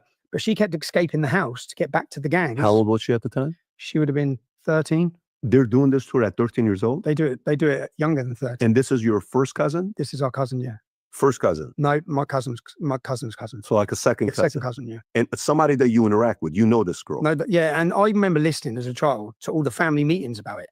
So the family would all be having meetings, but this may sound unbelievable to people. The police wouldn't do anything. They just called her a drug addict.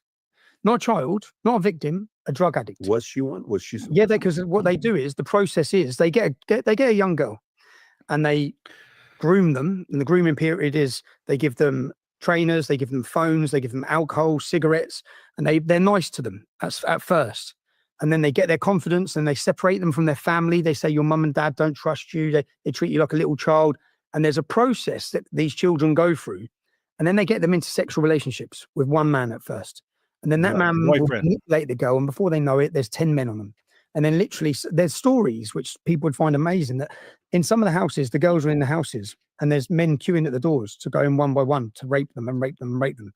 And yeah, people, hang on. What Black Angel just pointed out there, the separating them from their families. Oh, your family, I'm the one who really cares about you and so on. And then having sex with a man, but you're actually getting them ready for what you really want out of them and so on. That's exactly Andrew. I mean, they're doing different things. Andrew Tate's goal is to get them on web doing porn for him and stuff like that. But same basic methodology. Yeah. So it's good that he actually explains it like this, and thank you, Black Angel, for pointing out the similarity to Andrew Tate as well. But it's good that he explains it like this because lots of people don't really seem to understand how things go in terms of grooming gangs. And when people say grooming gangs, there is a trend. There are some people who say just call them rape gangs. Okay, but we can call them rape gangs, but calling them rape gangs kind of also diminishes the actual point and the awareness of how these groups function, because they groom you. What happens here is not that these gangs of immigrants, of gangsters who run around kidnapping and raping little girls and then leaving them there. It doesn't really go that way. You have to be aware of how it's actually done in order to actually understand and realize the whole messed up, insidious, horrible nature of it. This is organized crime of targeting little girls, not just girls, by the way, in some occasions also boys, targeting little girls and manipulating them, assessing how susceptible they are to manipulation, manipulating them into thinking and setting up one person for one girl, making them think that this one person is very, very reliable and has her best interest at heart, and establishing a personal relationship with that girl, manipulating her over time, separating her more and more from her own family, from her own environment, giving her things, making her more and more emotionally dependent, giving her rewards, making her genuinely think that everything is perfect, everything is fine, everything is good, everything is all right. And then slowly prepare their grounds and establish the circumstances under which she would then be put to service for the group, for the gang. such as convincing her that she needs to do something for you. You know, like you have done so much for her. You people have done so much for her. She needs to help out. She needs to give back somehow. She needs to do something. One thing that she could do is look. Of course, you're beautiful. You know, you're beautiful. You could use that beauty of yours to do this and this and that for us, but it's only temporary. I'm not telling you to become a prostitute. I'm not telling you to become to sell your body or anything like that. But right now we are just in a situation where we have to do this. Look, I have to make sacrifices. I make so many sacrifices. I do so many degrading things to myself because I need to do this right now, just temporarily until we get to a certain point. So you could also help out. You could also do something nice. You could also, for a little bit of money, just for now, maybe just once, have sex with this guy over there for this much money. He's going to give us lots of money. And then, and then we will eventually, we'll be rich. We will have more money. We will get this done. We will get that done. And of course, it doesn't end there. It starts with once, twice, 3 times, 4 times, groups, and so on. And before you know it, you have a girl slowly, in a very messed up, in a very sick way, introduced to becoming your tool to sometimes make money, at other times just to get pleasure from her, just to humiliate her, and so on. This is just one example of things that grooming gangs, for example, do. It's not people going around and raping random people and letting them leave. This is grooming. This is the problem. Lots of people, even those who speak up against grooming gangs, don't really know how it functions, which is why they're not being very helpful. And I'm glad that he actually sits down and explains it. But the one thing that is even better here is that that he also explains pretty much what Andrew Tate is doing. But lots of people who are listening are not realizing that Andrew Tate also operated in the same way when he groomed his victims. What's crazy is, I mean, think about how clearly Tommy just broke down the process. How is that not being taught to every schoolgirl in every one of these cities from the time they're in kindergarten? Like, you need to watch out because this is what people are going to do to you. I understand you can't say Pakistanis because that would be Islamophobic, but at least break this down to the girls every year, multiple times throughout their schooling, that this is what people are going to try to do to them. Yeah. And that the people are going to be Pakistani, most likely. But anyway, good news is that I received an invitation from China. China is currently China just announced that they're trying to get influencers in the West to go on a massive influencer tour in China for influencer exchange, to show them how beautiful China actually is. And people are going to be paid and so on. And I have been also contacted by this organization in China. It's all over the news.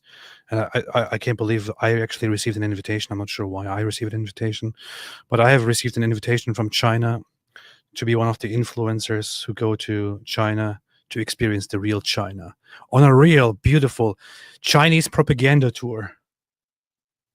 Maybe I should just do it. David, let's go.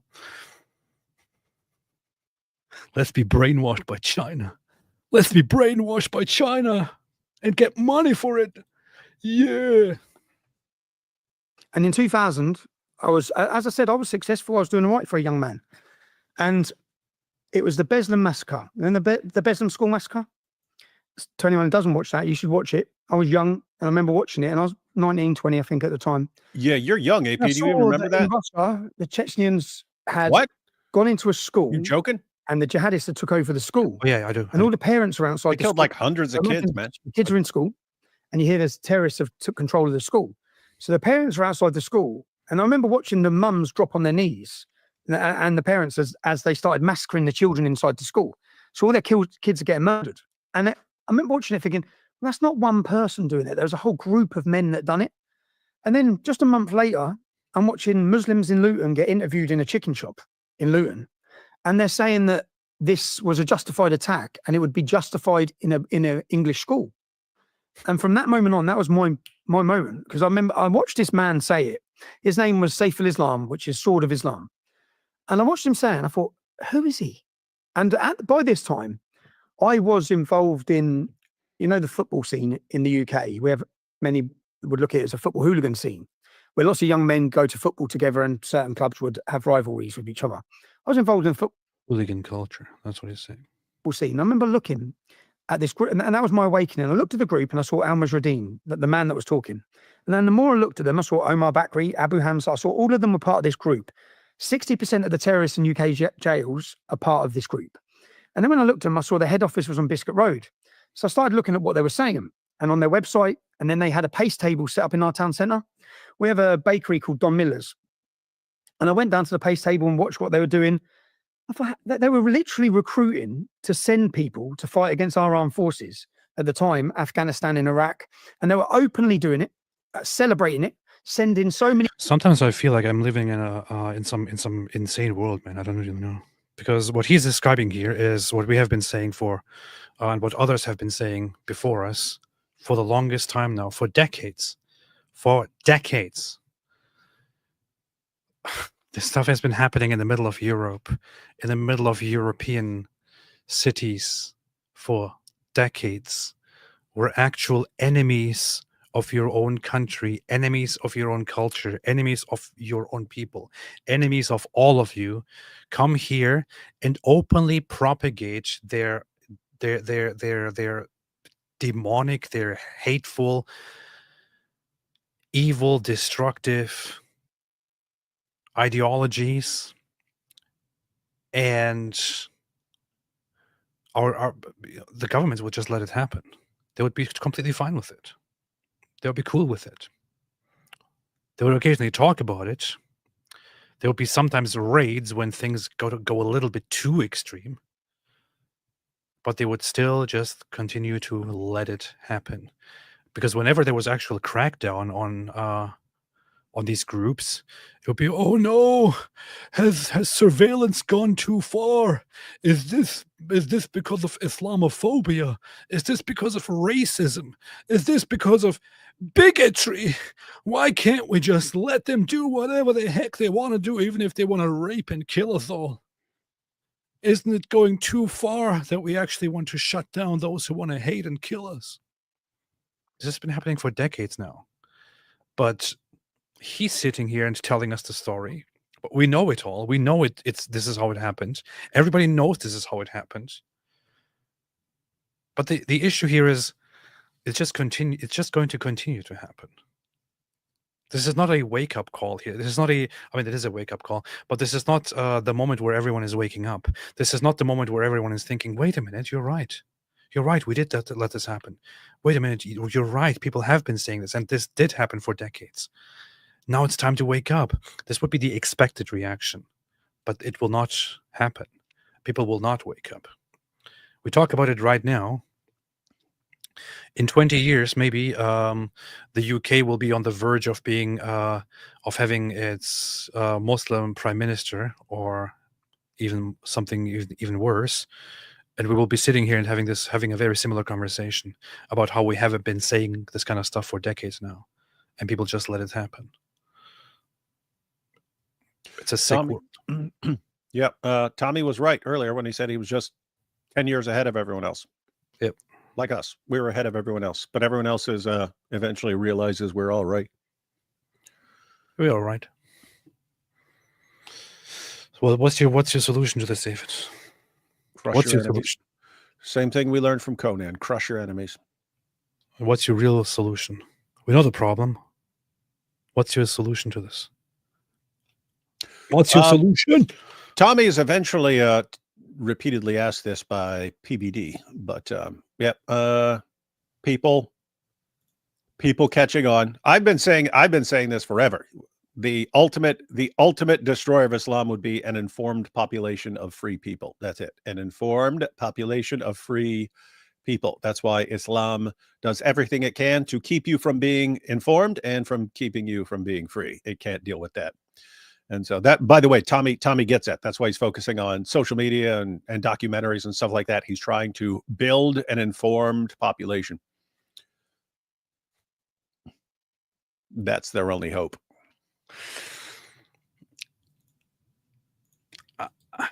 I just sorry I laugh, but here's what's freaking funny. It's funny. It's funny. Look at this. Just look at this. I'm sorry, but this is gonna put me down a path of the good old bad me, of the good old bad AP here. So here's a term called remigration. Remigration is the proposed idea of sending people back, sending lots of people who cannot be integrated back. And of course, there are different aspects of how you can frame this, how you can talk about it, which aspect of it, or which people would be remigrated, and so on. But immediately, the Western perception of things starts immediately like this. Remigration is a far-right European concept of ethnic cleansing via the mass deportation or genocide, voluntary return of non-white immigrants and their descendants. Tommy doesn't talk about this specifically, but he talks about everything being labeled far right to warn Europeans away from it. There's one thing. There's one thing I can say about Western people, which is, but the people are retarded. Yeah, he talks about that with the English Defense League, and all the way up to recently when they were coming after him, when he wasn't even in the country and had nothing to do with anything, wasn't doing anything, and they were, and this is all being perpetuated by the English Defense League. It's like the English Defense League has been gone for a decade. There's no English Defense League, but they're blaming everything on the far right English Defense League and so on. well, how about we try to resettle and maybe send back those people who actually hate our country and don't want to live here anymore? What's that racist? That's literally ethnic cleansing. It's a far-right, racist, white nationalist genocide idea. But don't they do that in Islamic? Yeah, but they can do that. It's okay. So retarded. Many Muslims out there to be radicalized, to fight in jihad. And I'm thinking, how are they doing this in our town centre? How old are you at the time? You're 20 at the time? Yeah, I was 20 at the time. So then I made leaflets. And remember, we'd seen our daughters, our cousins, our relatives, so many girls at school. When I went to school, I knew so many girls that were being raped and prostituted. But at the time, as children, we just saw them as being with all the older Pakistani men. So a lot of the kids would view the girls as slags. We're looking at the girls thinking they're all with all the older Pakistanis. As children, we weren't viewing them as victims. It's only as you grow up that you realise they're kids and they're being taken. That's still going on with the people who don't view Andrew Tate's victims as victims. It's just, oh, you dirty whore! You of course this is what you wanted. You wanted to do porn. But that's interesting because when you're young, he's pointing out when you're young and you're in school and you see these girls in your school hanging out with the older Pakistani guys, and you find out, the girls are banging them. Oh, these girls are just they're slags, man. They're slags. Not realizing how the girls ended up in that position, that there's an entire grooming process, that this has been known for centuries as a method of pimps and so on, lover boy method and so on. And that's just messed up. Hold up. Meyer Tuesday says, thank you, Israel. Visegrad 24 says, Iran confirms that Israel has killed Hossein Salami, the RGC commander-in-chief. Commander-in-chief. I wonder if that was the hole in the side of the building there.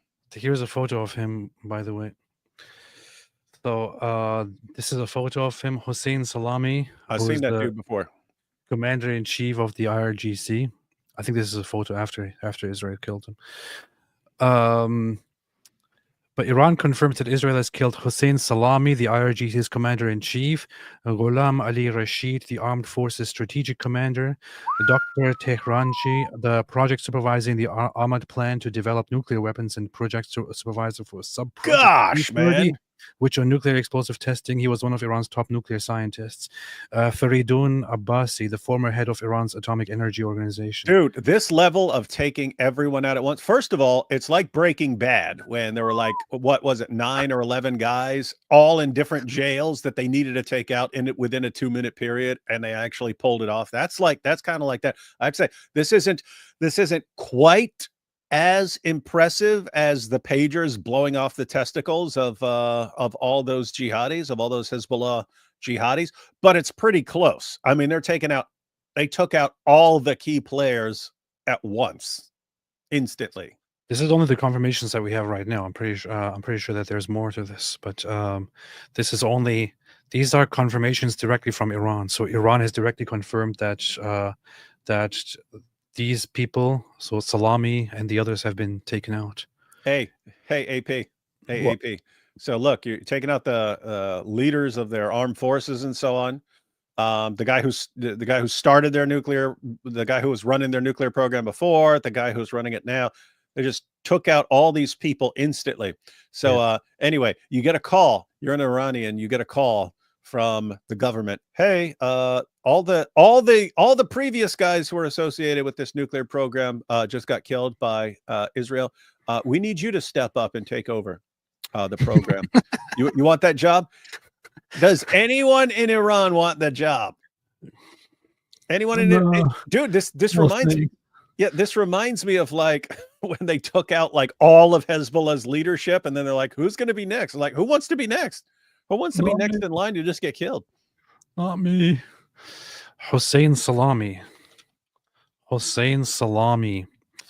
Man. Hossein Salami was an Iranian. He was turned into salami. The Wikipedia article has been updated already. It's kind of funny. Hossein Salami was... Is that a Zabiba, or is his hair just weird? I think it's got to zoom in on that. I want to know if it's a Zabiba, in which case I know he's serious, or I'm pretty sure this is a Zabiba. That's a Zabiba, man. That's a Zabiba. This dude was extremely devout. Was an extremely devout Muslim. He's got a badge of honor on his forehead. And you know what that means? Come on, we got to get a clip. Come on, you got to play just a couple seconds of it, man. If he has a Zabiba, then I'm sorry, but we have to play. You got to play it. Zabiba, Zabiba, I got it. Zabiba, Zabiba, Zabiba, I got it. Zabiba, forehead looking like a cocoa bean. Praise be to Allah, I'm such a machine. I hit that rug like 5 times a day. Now my dome got something righteous to say. Imam walk by, he give me that nod. Cause my head look like a head. Round is kind of intense. People asking if I walk into a fence. Nah, bruh, it's the mark of the prostrator. Certified sujud gladiator. Sister looking like mashallah. She see the bump, she dropped her shawl. Even my barber said, what's this crater? Told him that's the path to my creator. Zabiba, Zabiba, I got it. Zabiba, Zabiba, Zabiba, I got it. Zabiba, sweating on my sajada like I'm in a gym. And I do it all for Allah, not the whim. Zabiba, Zabiba, I got it. Zabiba, Zabiba, Zabiba, I got it. Zabiba, my Zabiba got a shadow of its own. GPS pinged it as a prayer zone. It got freaking fly miles to Jannah. Got more bumps than a camel in Ghana. Brothers be jealous trying to get theirs drawn. Rubbing their heads on gravel till dawn, but you can't fake what the rug provides. That suju sauce, custom design. Yo, I ain't flexing. Okay, I'm flexing, but only for Allah, don't get it twisted. This Zabiba got me heaven listed. Zabiba, Zabiba, I got it. Zabiba, Zabiba, Zabiba, I got it. Zabiba, head so blessed it's got Wi-Fi bars connected to all no need for stars. Zabiba, Zabiba, Zabiba in the masjid light. Zabiba, Zabiba when I sleep at night. Zabiba, This bump ain't just cosmetic. Zabiba, Zabiba. It's a badge from the majestic.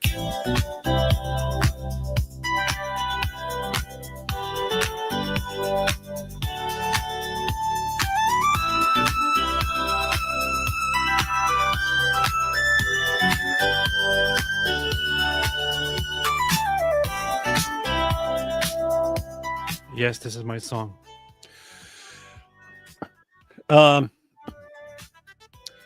If that doesn't win a Grammy, nothing should. And the Grammy should be shut down forever. I know. Zabiba, Zabiba, I got a big Zabiba, Zabiba, Zabiba, I got a big Zabiba, Zabiba, Zabiba, I got a big Zabiba, Zabiba, Zabiba, I got a big Zabiba, Zabiba, Zabiba, I got a big Zabiba, Zabiba, Zabiba, I got a big Zabiba, Zabiba, Zabiba, I got a big Zabiba, Zabiba, Zabiba, I got a big Zabiba, Zabiba, Zabiba, I got a big Zabiba, Zabiba,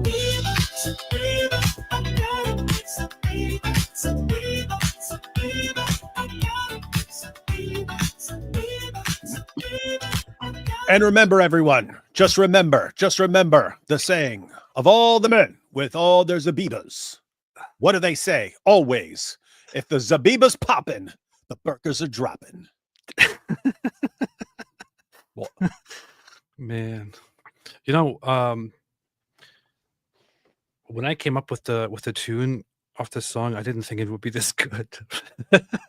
That's a jam, man. I tell you, one, you're gonna have people walking around all over the world, just walking down the street. Zabiba, Zabiba.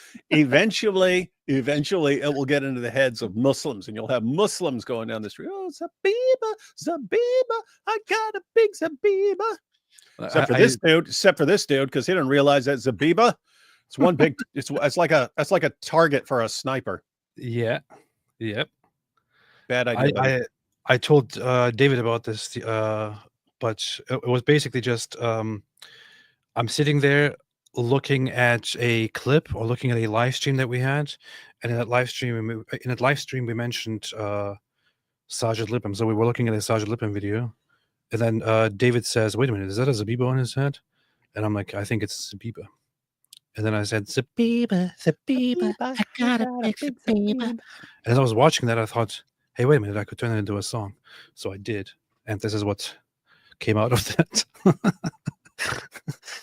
Anyway, so this is Mr. Salami. Mr. Salami is now no longer with us. And now he's in hell, or his version of paradise, depending on your perspective, surrounded by the men of Al-Zut, who will be gang banging him for eternity. That's pretty bad, man. That's pretty bad. I'm not sure why there's a photo of Salamis up here. But so these are the current casualties as we have them, the current fatalities. So Israel directly took out the IRGC's commander-in-chief, which is pretty impressive stuff. Raisin Bread says, ex-Muslim Christian here. It seems like these days Muslims are being forced to accept that there are ex-Muslims. This was unthinkable a decade ago. What does this mean for the future of Muslims and Islam? Well, it definitely means that it will increase the awareness and also the relevance and the familiarity with people who leave Islam, and will probably increase the likelihood of Muslims themselves becoming ex-Muslims. Because unlike in Christian society, where it wasn't a hidden thing, in Muslim society it was actually kind of hidden that there are ex-Muslims. But as they grow more and more, people actually become aware of it, and Islam is preserved with a lot of fear in people. And when people see that there are actually those who left Islam and they are not being abused by the devil day and night, it might also encourage them to look into that. David, what do you think? As far as this super chat goes, I keep telling people they have no idea how good they have it right now with criticizing Islam compared to just 20 years ago when it was a complete nightmare. It was a complete nightmare and everyone attacked you. And I tell them about things people said back then Like, if you said back then that Muhammad had sex with a 9-year-old girl, you were called a liar. And like across the board, Muslims would be calling you a liar.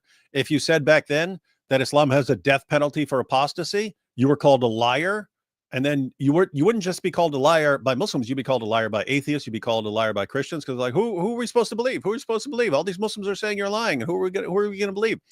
So I always point out how much better people have it now than back then. But this is one of the things. Back then, it was so rare to have a public ex-Muslim and a vocal ex-Muslim who's speaking out against Islam, that since there were just a few of them, Muslims would say back then, this guy was never a Muslim. He's a fake. He was always a Christian, and he's just doing this for show, or something along those lines, or he's a plant by the Jews. And they could deny that there have ever been ex-Muslims. You were told back then no one has ever left Islam. And if you were reading the Muslim sources, you're like, what are you talking about? Abu Bakr had to fight wars against the apostates. That was the first generation of Muslims. They were leaving Islam. He had to fight wars against apostate. What are you talking about? No one has ever left Islam. But it was just a common myth. And fortunately, we don't have that myth anymore. We don't have that myth anymore because ex-Muslims are everywhere. Ex-Muslims are everywhere. Ex-Muslims are everywhere. The Murtads united will never be defeated. The Murtads. Dawn is broken into everyone. The U.S. Embassy in Israel has ordered all government employees and their family members to shelter in place until further notice. On April 12th, Trump gave Iran a 60-day deadline to reach a deal over its nuclear program. That deadline expired yesterday. Iran was warned. Well, I warned you. I warned you. Gave you the best warning. The best warning.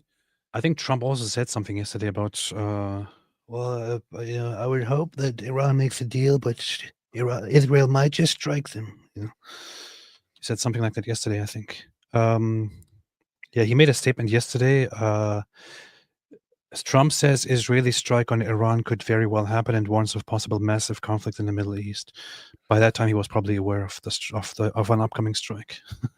Look at that! Look at that! Follow up there. Iranian state TV: no signs of radioactive contamination following Israel's strike on the Natanz nuclear site. They blew it to smithereens. Fortunately, no signs of radioactive contamination. Nice. Reports emerge of Quds Force commander Ismail Qani's assassination. Now, this would be very significant. The Quds Force, again, one thing to look up, especially for those who think that Iran just wants to exist. The Quds Force is an Iranian branch of the army that is actually, officially, literally a force established in order to meddle into other countries in the Middle East and their businesses. It is literally called Quds Force. What Quds stands for here is the Islamic term for Jerusalem. So it's Jerusalem Force, Quds Force. This is the name of this branch. It is a branch that that cooperates with non-government organizations in the Middle East, such as Hamas, Hezbollah, Houthis, and so on. So they are pretty much an extraterritorial intelligence and terrorist organization that is in charge of using Iranian proxy forces to wage proxy wars in the Middle East. That is what the Quds Force is. So it would be Israel's right completely to take out the entire force if they want to, and they should. If the commander is taken out, the last one before Ismail Qani was actually that one guy, Qasem Soleimani, who several years ago was assassinated. Al-Zut Fourth. Seth, that real Jewish expert in the chat, says Mossab Youssef posted X for the first time in 7 months. Really? Yeah, check it out. Posted twice today. Mossab Hassan hasn't posted at all in 2025. What? Until today. What? He came out of retirement. He said, "Dear companions, are you with me?" Wait, why did he say this 14 hours ago? That's what's weird, right? Like he said it before anything happened. Dear companions, are you with me? The time has come. Negotiating with terrorists has been a strategic mistake and would never bear fruit. Democratic leaders who sit on the table with terrorists and give them legitimacy by the name of peacemaking are weak and don't qualify to lead. They are not even fit to be leaders. They talk too much, but they accomplish so little. Enough of Ayatollah and his endless terror. In this specific case, the use of force is totally justified, if not a virtue. The way to stop terrorists from obtaining mass destruction weapons is not through negotiations. Those who think otherwise are absolutely wrong. No hesitation. Strike. Nice. That's my view. It's like, oh, let's just negotiate with these guys. You're talking about a terrorist regime leading, since the government controls it, a terrorist state, and they keep wanting to screw with everyone. We're gonna make this nuclear bomb unless you give us trillions of dollars. You want us to stop building the bomb? I would not play around with these guys at all. Wait, this just reminds me of this. Wow, where do I begin? To analyze the mental state of this self-proclaimed savior of the Gaza children. He reached my heart. Who authorized you to speak on behalf of the Arab children of Gaza? Who authorized you? You just did. You never been there. You don't care. So am I And now you think you hold the higher moral ground. You don't. I do. You're not the savior. You always need a victim in order to pose as the savior. You're not the savior. First, learn how to control yourself. Learn how to control your tongue buds before you try to control the world. It's a big situation in Gaza. All of us are heartbroken for the death of the children of Gaza. All of us. That includes Israel. Israel considers what's happening in Gaza a tragedy. It's a tragedy made up by the terrorists that you sympathize with, that you want to validate and legitimize. Then we will have to deal with the chaos that you create, your emotional being, going all over the place. Who authorized you to speak on the behalf of the Gaza?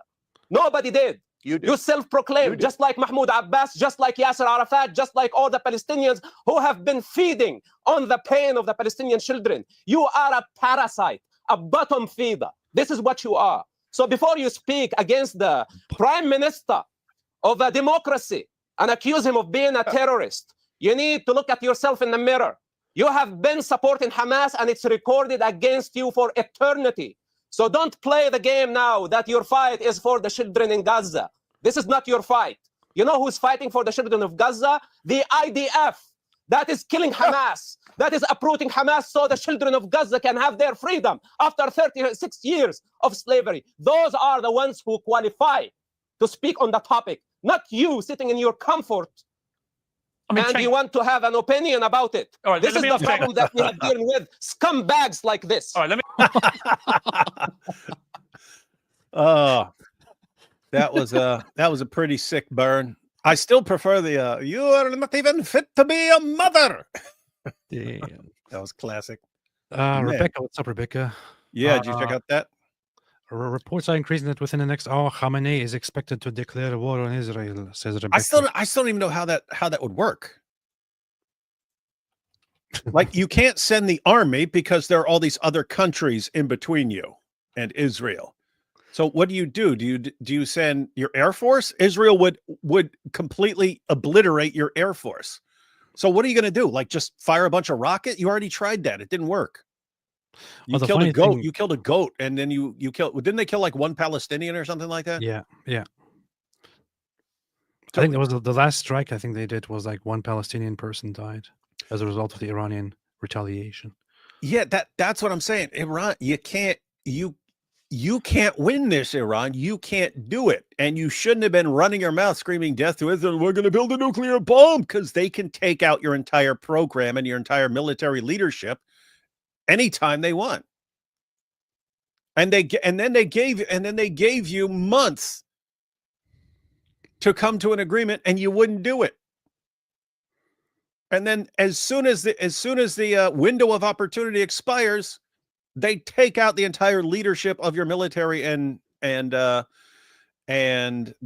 nuclear program. It's like, what did you expect from the guys who literally blew off the testicles of endless jihadis? I don't know what to do, man. Like,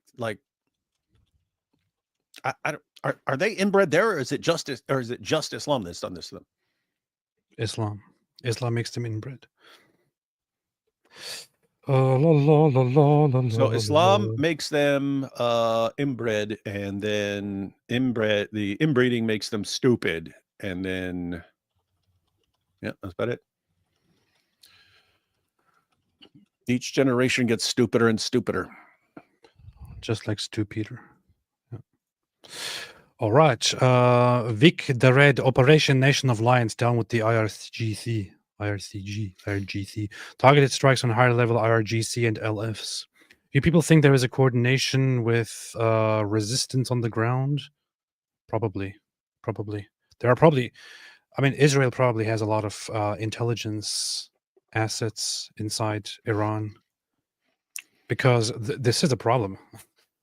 Iran is, as we just said earlier, full of people who really don't like the Iranian regime, and The full of people majority who of actually people. have respect for Israel. So Israel has, among Iranians, Israel probably has good chances to find lots of people that will be willing to cooperate with Israel against the Iranian regime.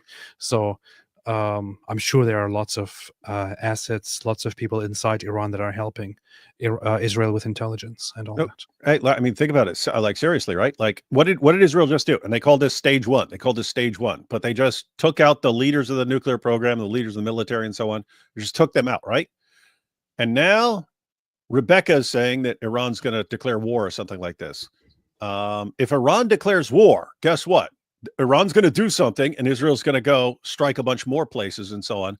But I mean, if Israel takes out, like, the leaders, takes out the administration, which they can do, it seems like a really good time for the population to say, we're going to take over. And Israel's going to say, by all means, hope that you do. Interesting. Well, the thing is, the good thing is that even if Khamenei declares war and then tries to send soldiers over, if they fly to Israel, half of their jets will stop functioning midair and just fall. So they will lose half the army anyway. So. The other half are going to get shot down. Yeah. So before they ever get anywhere near Israel. Great to see Tommy on PBD, says Rafil Islam. Yeah, PBD is horrible, but great that he has actually Tommy Robinson on there. So, and I mean, this was ideal interview for PBD because even though he's asking the same question over and over again, he let Tommy talk. Out of this 2.5 hours, probably 2 hours and 15 minutes to 2 hours and 20 minutes was all Tommy Robinson. I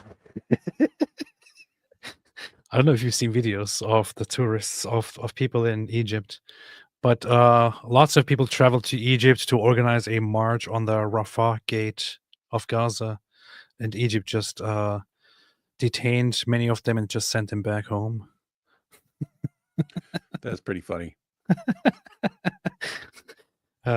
Egyptian atheist, my friend, sent me a video earlier, asked me what they're saying, and it was in Turkish, and I told them I told them what they were saying in Turkish. But basically, the group arrived with a plan in Egypt to walk through the Sinai Desert for 2 days, and then to walk through to the Rafah gate and to try to end the blockade and bring people and help the people of Gaza and all that. And the Egyptian government just detained them and deported them all.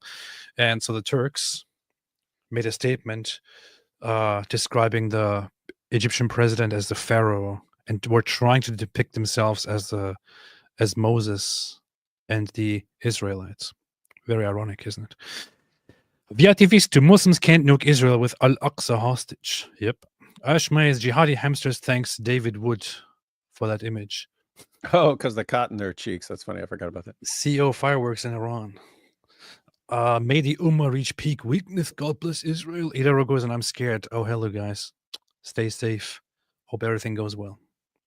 Hope everything goes well. Arctic Base just heard Israel has launched Tovia Synchro in Iran. DEFCON 1. Netanyahu, long live Israel and long live America. But I thought Israel wants to destroy us. They said Israel controls the world. Moshko, and well, looks like my battalion is mobilizing again. I didn't have the chance to make the new batch of QR codes. Oh well, Momo boom boom room it is. Yeah, stay safe, Mosh. I just read that Israel has just called on thousands or tens of thousands of reservists. Not sure what's going to happen within the next few days now. Liam Scott, Bassam made a return after being gone for a year. We need Mossab to return. What happened to Mossab? He disappeared after your interview with him. I know this. After my interview with him, he suddenly disappeared. He's like, there is nowhere else to go from now. I have reached the top of the mountain being on the Apostate Prophet's channel. There is nothing to do from now on. Exactly. He went and retired and lived on a mountain. That's how it happened. That's how became a monk. That's what it happened. What the heck is happening here? What? And Daniel Hakikachu is having a debate right now. Thanks, Dave. Don't be talking about Daniel Hakikachu, man. What? He's been catching flack from Muslims for being friends with me. Why is he? How was he friends with you?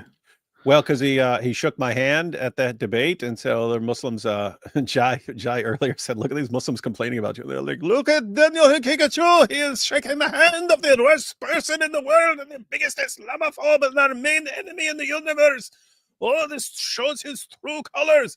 And so I tweeted. What did I tweet? It was pretty funny, man. You didn't see my tweet, man? It was super bait. It was super funny and based. What I said was, because I didn't want them to be able to take out Daniel Hakikachu like this and discredit him like this. So what I said was, lol, Muslims who can't defeat Daniel Hakikachu's powerful arguments against them are trying to compensate by complaining about his friendship with me. Nice try, jihadis, but Daniel will always like me way more than he likes you. Oh yeah, and the guy had the video clip. There's that video clip of, why don't you call David names? And he's like, oh, I don't want to attack David like that. Yeah, I saw a video because we're good friends. That he is always firm to Muslims, but friendly to Islamophobes like David Wood. Yeah, he wants to be best buddies with us. Yeah, that's because the funny thing is that David's totally right here. In Islam, Adam was an image made by Allah's hands. Literally, Allah making an idol of himself. That's true. Powerful. Also, this is Allah committing shirk as Adam first idol and made as a viceroy invested with Allah's authority, therefore a partner to Allah. Powerful. Style and Rail Woodworking. You guys should have Big John Steele on sometime. He's doing great work debunking Islam and could use the viewer boost. We'll check it out. I actually just subscribed to his channel. Someone recognized. I don't know if that was the same person who recommended him last night, but yeah, I went over and because I had no idea who that was. I pointed out that I was just familiar with Big John Studd, the wrestler, but now there's Big John Steele. You mean the wrestler? No. You said wrestler. Flippy, disgusting to see Pakistan is celebrating the plane crash in India. Pakistan is full of shameless people, offended by everything, ashamed of nothing. Powerful. Chad Winger, the ultimate Dawa destroyer. Daniel Hakikachu is going to debate a Muslim feminist on modern day debate. After the debate, would you be willing to do a debate review live stream? I'm not really particularly interested, honestly, but she's not a Muslim feminist. She is actually an ex-Muslim. I'm seeing the debate here right now as we speak. Let me see. You give up some. Oh, it's already on? Yeah. It's happening here as we speak. Wait a minute. Where's the... Oh, it's right here. Some of it for the benefit of a stable family, for the benefit of a loving, devoted husband, for the benefit of children who will be there. This is an interesting debate concept. So you have, she's actually not a, she calls herself female prophet. Why's everyone steal? Did you steal that from anyone who came before you? Or were you the one who started all that? You have to be the such and such prophet.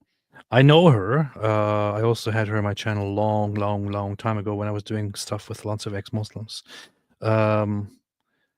She's an ex-Muslim. But this is an interesting concept. You have one ex-Muslim feminist versus one gay Muslim debating. Hey, don't be making fun of Daniel. What do you mean making fun? We're friends and we have an agreement that he will not attack me, even when I'm making fun of his prophet for the night of Al-Zut and so on. I didn't attack him, man. What's wrong with you? No, I'm just saying it. He has agreed that He will only be mean towards his fellow Muslims, and not I don't towards have a problem with him being gay. I'm just pointing it out. It is an interesting debate concept. So this religion wouldn't even exist today. So it was a woman that was there that had money and she had power. And their youth. Was she pointing out that this only got off the ground because Khadijah was loaded? That's actually a funny point. That's actually funny. Better than women in that regard. She says that my view is that women can't do anything right. That's a straw man. Look at James's poll. Do women need a male authority? Yes, no, I'm not sure. I don't care. I'm a self-hating soy boy. Yeah. Okay. Yes, no. Okay, nice, interesting. All right, man. I don't really care too much about the debates. I'm not sure if there would be any point to reviewing it. It's between an ex-Muslim feminist and a gay Muslim, so I don't know. Karagat made a super chat. Thank you so much. Appreciate it, Karagat. Chad Winger, biggest threat to Islam is Chad Winger. This is true. This is very, very true. Karagat says, yeah, maybe we shouldn't be quick to believe Iran's claim that these people are really dead. They were awfully quick to claim it. That's true. I don't know. I mean, it's an embarrassment to them that Israel is successful in taking out their entire leadership of their program and their military. So Yeah. I don't think they'd want to toss that out there. It would be like Hezbollah making up the story about all their testicles getting blown off. Like, why would you want to say that? Because it's fun. Zero Hey, Miedo. hey, let's make up a story about the Jews blowing all our testicles off with their pagers. let's say as if it were true. It's actually just a joke.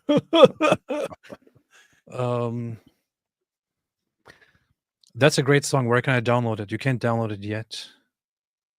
I haven't made it public yet. I only have one song public so far, and that is my song, the Islamic Dilemma song, also known as Who Told You to Judge by It. It's a fantastic song. If you haven't checked it out yet, check it out. You can find it on my channel, Apostate Music, over here. Apostate Music. You can find it right over here. Here's the thing, AP. You don't have And to. I also have it on Spotify now. Yeah, you can release Zabiba on Spotify and then have the video out later. I could do that, but I'm going to wait a little bit because this is very fresh now, right out of the oven. I'm going to release the Zabiba song in a little while after this. This is taking off right now. It's going to be on top of the charts soon. So, yeah. Ash Mize, I'll trust the world again when this wins a Grammy. It should. CEO, salami has just returned, has just been turned into salami. Yeah.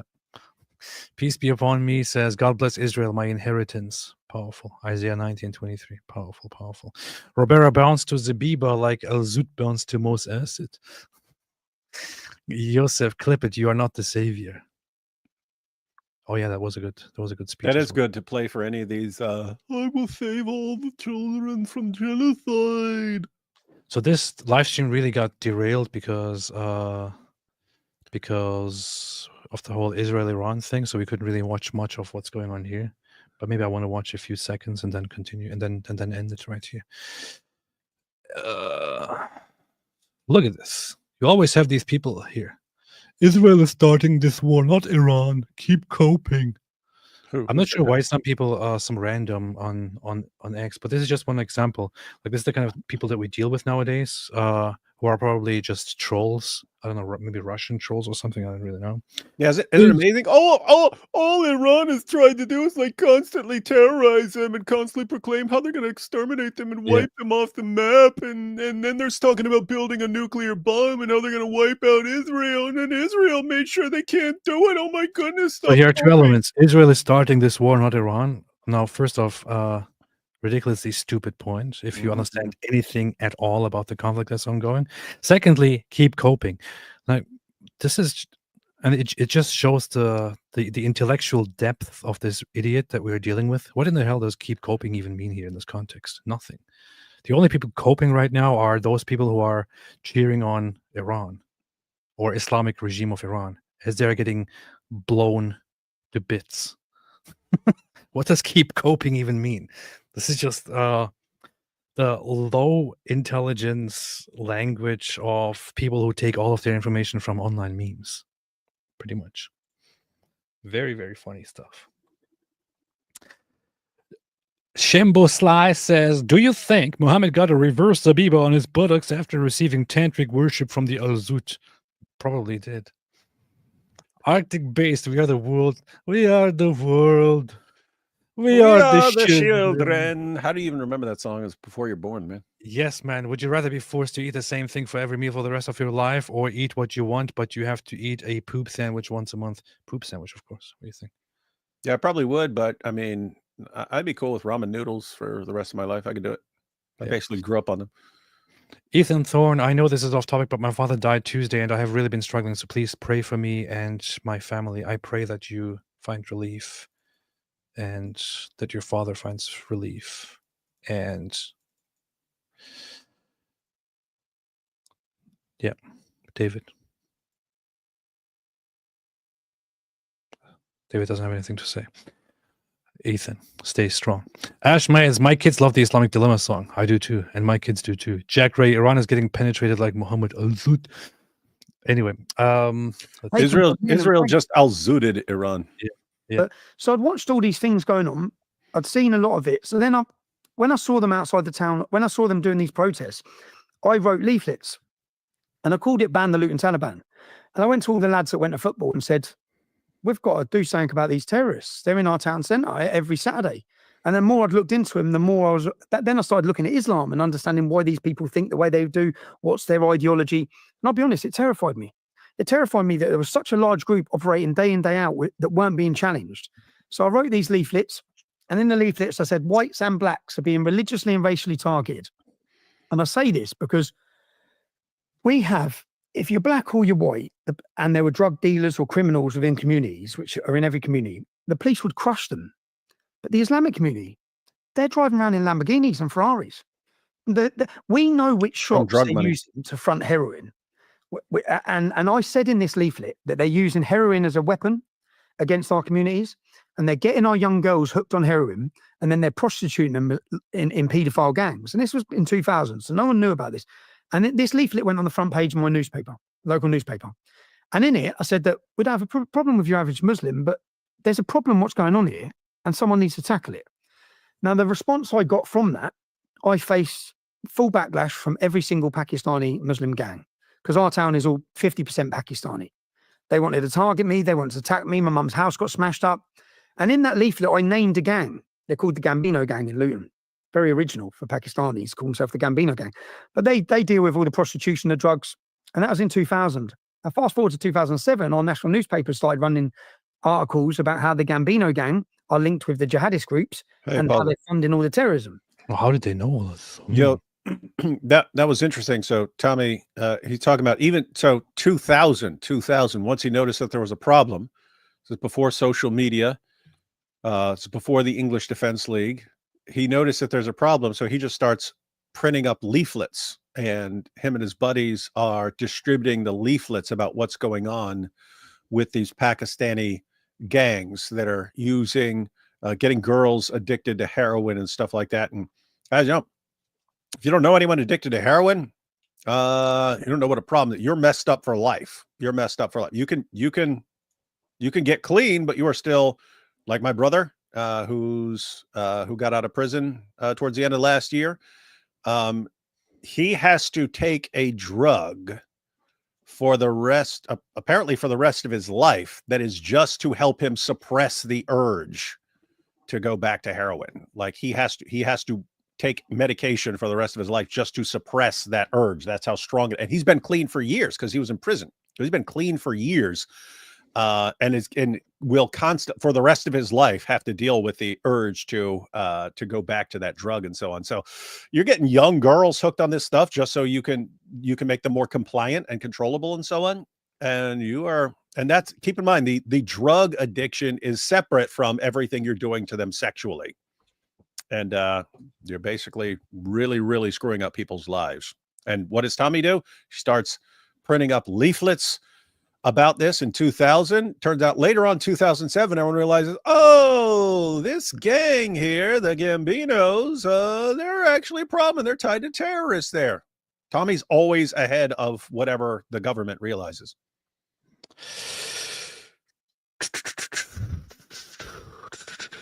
But I've done this in 2000. And I faced a massive onslaught for it. I faced violence, I faced attacks. But growing up at that time, as our football group, there was quite a few of English lads as well. And it was a bit of a battle over us not wanting to back down to the takeover of the town. Fast forward then we get to 2009, and the soldiers are doing a homecoming parade. But by the time we get to 2009, this happened in 2004. Over those 5 years, I've gone on to set up a plumbing business. I had a solarium shop. I had 7 properties. So I'm doing well, and my passion is making money.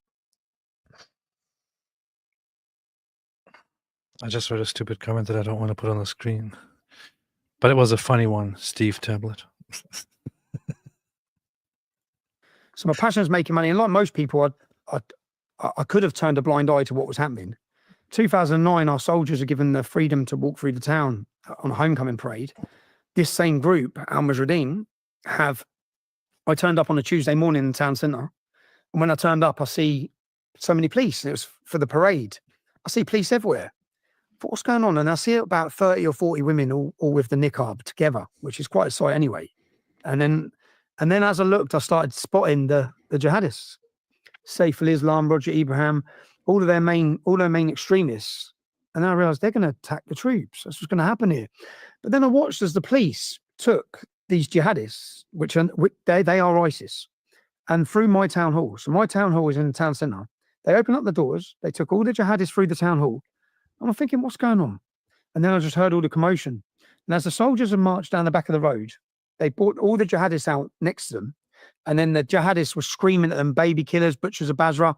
They spat in some of the soldiers' mums' faces. And that was the catalyst that then gave birth to the organisation we formed. I watched it that day. It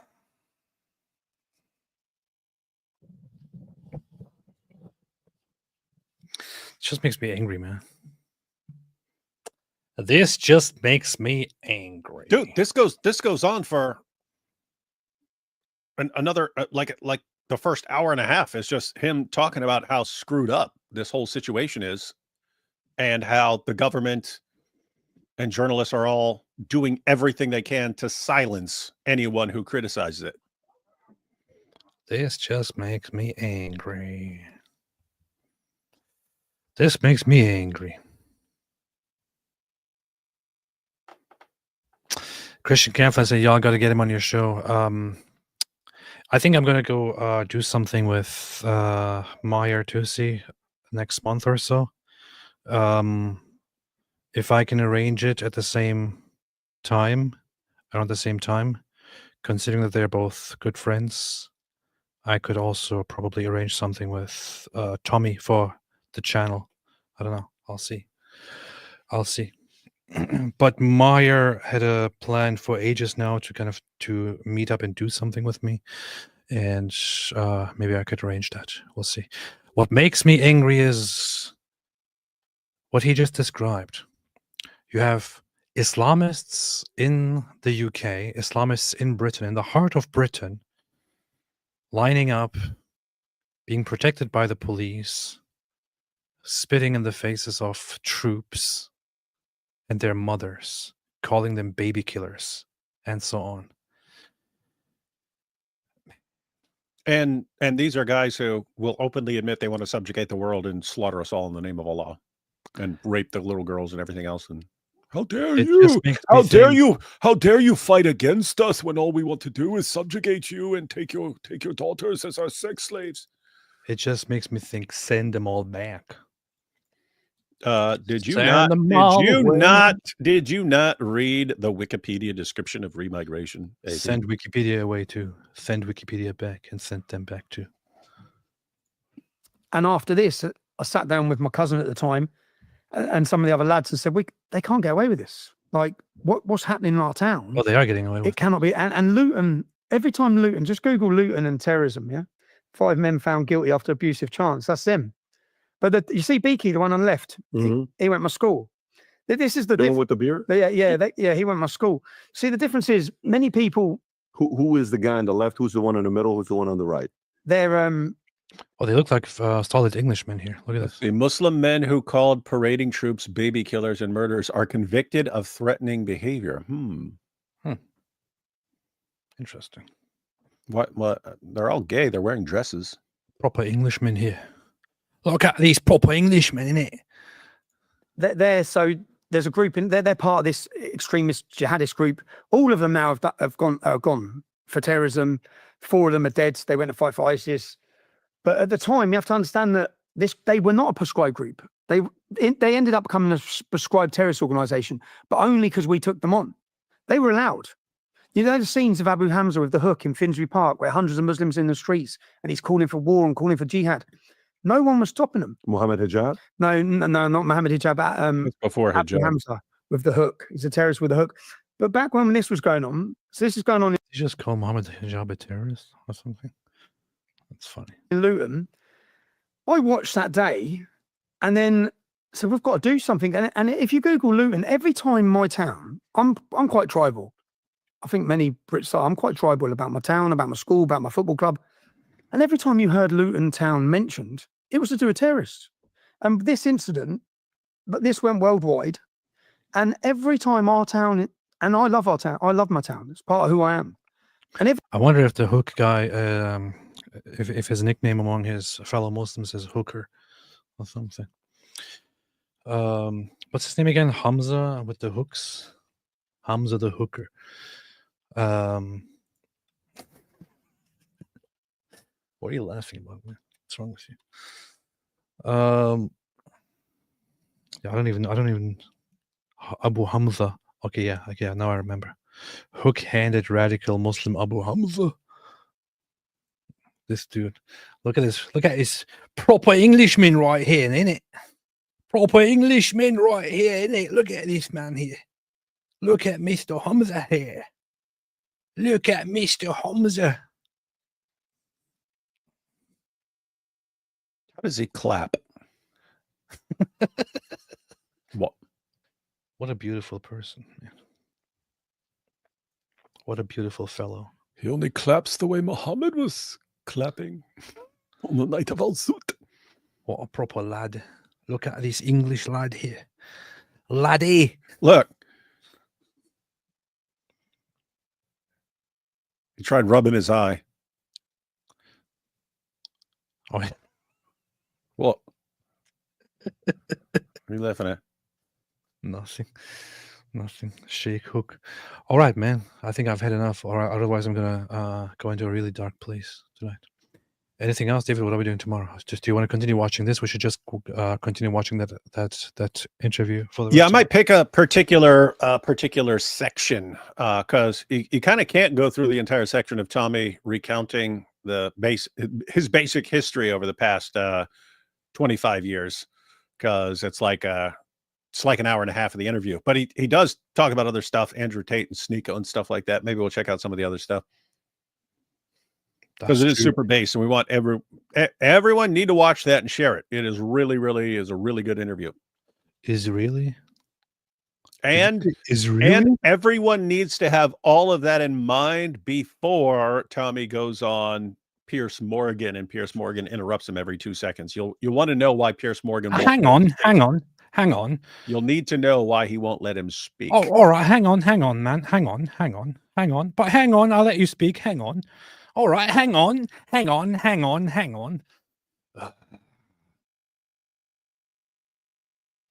Just makes you want to grab a tool of destruction. Holy Joe said AP sounding a bit like old Trump jizya. Powerful. Anyway, anything else, David?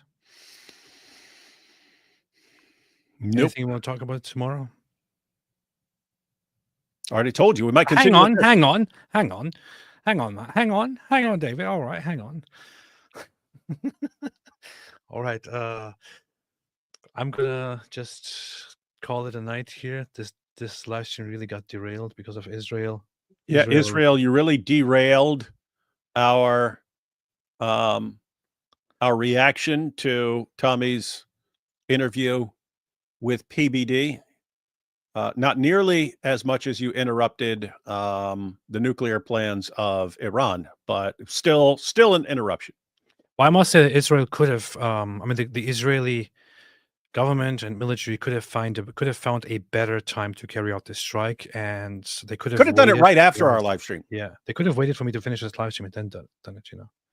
This is ridiculous. This is ridiculous. Anyway, thanks for joining, everybody. And as always, I put the link to my music into the pinned comment here. You can find it right there. Go and listen to the music, because soon it will be too late, because it will be #1 in charts everywhere in the entire world, especially in Afghanistan and Saudi Arabia. We'll be back tomorrow on David Wood's channel. Until then, as always, have a good day. And